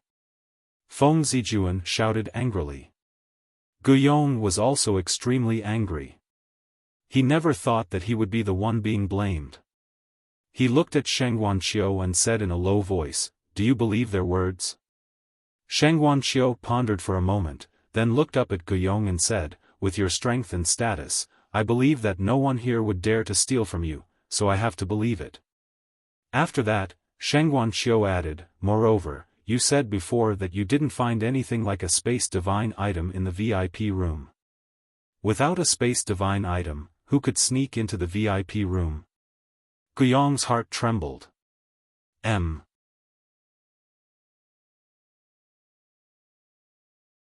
Chapter 1956. Qin Feiyang looked at the two of them and sneered. Feng Zijuan, Master Guyong, you have nothing to say now, right? Feng Zijuan was so angry that he gritted his teeth. He had come to settle accounts with the three of them, but he did not expect them to embarrass them with just a few words. Sheng Guanqiu said in a low voice, Feng Zijuan, Guyong, I don't care what you want to do, but I advise you not to drag the treasure pavilion into this. Feng Zijuan said anxiously, Sheng Guanqiu, they're just pretending to be a thief. Don't be fooled. Qin Feiyang said, you should know better than anyone who's pretending to be a thief. Feng Zijuan was so angry that he could not speak. That's enough. Guyong shouted coldly. He looked at Qin Feiyang and the other two and sneered. You're good. We admit defeat this time, but there's still time. Let's wait and see. Qin Feiyang said angrily, Manager, did you see that? They're desperate and threatening us. Sheng Guanqiu glanced at Guyong and Feng Zijuan and said, the three of them are now guests of the treasure pavilion, so I hope you can have some awareness. Don't worry. We won't do anything to them in the treasure pavilion. But it's hard to say once they leave the treasure pavilion. Feng Zijuan, let's go. Guyong smiled coldly, turned around, and slammed the door. Feng Zijuan followed behind him and said to himself, Uncle Yong, are we just going to let it go? What else do you want? If we continue, it'll only make things worse. It's my fault. I underestimated the three of them. They're so shrewd. Guyong said telepathically. After the two of them left, Sheng Guanqiu looked at Qin Feiyang and the other two and said apologetically, I'm so sorry to have frightened you. No. We have to thank you, Manager. If you had stood up for us, I'm afraid we would have been killed by them today. Qin Feiyang quickly waved his hand and said gratefully. You're too kind. Sheng Guanqiu shook his head and said with a smile, then you can continue. I'll go. Take care, steward. Qin Feiyang cupped his hands and said. After Shengguan Qiu left, Fire Lotus hurriedly closed the door. She patted her chest and whispered, "You scared me to death." "What's so scary about that?" Qin Feiyang was speechless. "Not everyone is like you." Fire Lotus pouted. "Me?" Qin Feiyang chuckled and said, "Actually, the truly powerful one is Brother Hua. Brother Jiang, your words are too much for me. Throughout the entire process, I only said one sentence. You were the one who spoke the rest. If you're amazing, then Brother Jiang is the one who's amazing." Hua Yi laughed. "Alright, stop flattering each other. You're all the same." Fire Lotus rolled her eyes at the two. Qin Feiyang and Hua Yi looked at each other and couldn't help but smile bitterly. Fire Lotus said, "Brother, we have no use for those divine crystals, should we return them to Big Brother Hua Yi?" "Indeed, we don't need them." Qin Feiyang smiled and took out the interspatial ring. He handed it to Hua Yi and said, "Thank you." "You're welcome." Hua Yi shook his head and smiled. He took the interspatial ring and crushed the IOU. Ninth Heaven Palace. In a magnificent hall. A red-haired old man sat on a throne. His aura was unfathomable. At this moment, he was looking at two people below him with anger. The two people standing below him were Guyong and Feng Zijuan. Both of them lowered their heads and trembled in fear. They didn't dare to look at the red-haired old man. Someone who could make them so afraid must be the Hall Master of Ninth Heaven Palace's Resource Hall. Good job. You used 400 million divine crystals to buy a cluster of 9 suns lightning fire. The funniest thing is that it was snatched away. Feng Zijuan, good job. I'm proud to have a descendant like you. And you, Guyong. An exalted small perfection divine lord is actually being toyed with by 3 brats who are still wet behind the ears. You really give this old man face. The red-haired old man broke the silence and laughed angrily at the two. Master, we know our mistake. Grandpa, we also know our mistake. The two shuddered and quickly knelt on the ground. What mistake did you make? It's all my fault. I didn't teach you well and caused you to be teased outside. You've embarrassed yourselves. That's right. It's all my fault. I'm ashamed. The red-haired old man smiled, but his smile was terrifying. Guyong and Guyong couldn't help but feel their hair stand. Grandpa, I'm sorry, Guyong lowered his head and said with a face full of self-blame. I'm sorry, the red-haired old man chuckled. But suddenly, he slammed his palm on the armrest of the chair and landed in front of Feng Zijuan. He slapped Feng Zijuan's face. Feng Zijuan flew out on the spot and pretended that his head was bleeding. What's the use of saying sorry? Let me tell you, this isn't a disgrace to you. It's a disgrace to this old man and your parents. Tell me, after doing such a stupid thing, how do you want this old man and your parents to face the world in the future? Face the disciples of Nine Heavens Palace? The red-haired old man blew his beard and glared. He was extremely angry. Grandpa, I was wrong. I won't do it again. Please forgive me this time. Feng Zijuan ignored the blood on his face and crawled to the red-haired old man and begged. Scram. Go and reflect on your mistakes. Without this old man's orders, you're not allowed to take half a step out of the cultivation room. The red-haired old man shouted. Yes, yes, yes. Feng Zijuan nodded and ran out. Only Guyong was left. Guyong was also extremely nervous. His forehead was sweating.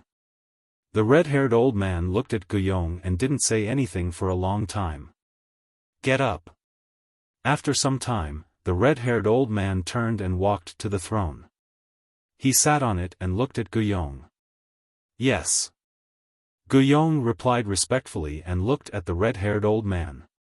The red-haired old man asked, "Who are those three people?" Guyong said, "Disciple doesn't know them. According to Disciple's guess, they should be people who came to Sky Dragon City for the first time." The red-haired old man said, "Then it's easy.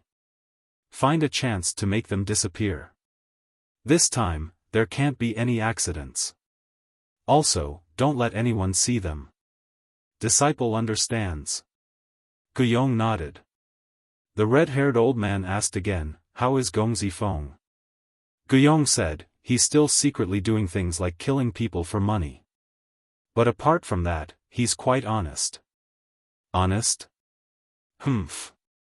His existence is the shame of my Feng family." The red-haired old man snorted coldly. "Master, forgive this disciple for offending you. Actually, compared to Feng Zijuan, Gongzi Feng's character and personality are much better." Guyong said. Of course this old man knows. But there's no other way. He can only blame himself for being an illegitimate child. My Feng family can't afford to lose face like this. The red-haired old man said. Sigh. Guyong couldn't help but sigh. The red-haired old man said, in short, his identity as an illegitimate child can't be revealed. Especially his mother's identity, no one can know about it. Yes. Guyong nodded. Go. The red-haired old man waved his hand. This disciple will take his leave. Guyong bowed respectfully and turned around to leave. Also in Nine Heaven Palace, in a training room. A purple-clothed youth stood in the training room with a shocked expression. This person was Gongzi Feng. In the air in front of Gongzi Feng, there were two figures. They were the two perfect war god-level strong men. A moment later, Gongzi Feng finally regained his senses. Looking at the two men, he asked, "Are you sure?" Of course. This matter has already spread throughout Sky Dragon City. The two men nodded. Ha! Gongzi Feng raised his head and laughed. I really didn't expect, my big brother to make such a big mistake. This is great, this is great. Yes. Feng Zijuan made such a big mistake, your grandfather Feng Yuan won't let him off easily this time. The two men said. Sigh. Hearing this, Gongzi Feng let out a long sigh. Gongzi, why are you sighing? The two men didn't understand. Although Feng Zijuan made a mistake and embarrassed the Feng family, he is different from me. If it were me this time, I would definitely be dead. But Feng Zijuan, that old bastard, at most, he would be scolded a few times and face the wall for a few days. Gongzi Feng shook his head. Gongzi, the two men looked at Gongzi Feng with pity in their eyes. Alright, you don't have to look at me with such pitiful eyes. I still believe that gold will shine sooner or later. Gongzi Feng smiled. Yes. The two men nodded. Gongzi Feng asked, have you seen the person who tricked Feng Zijuan? No. They were in the private room and didn't see each other. Maybe only Shangguan Qiu saw them. The two men said.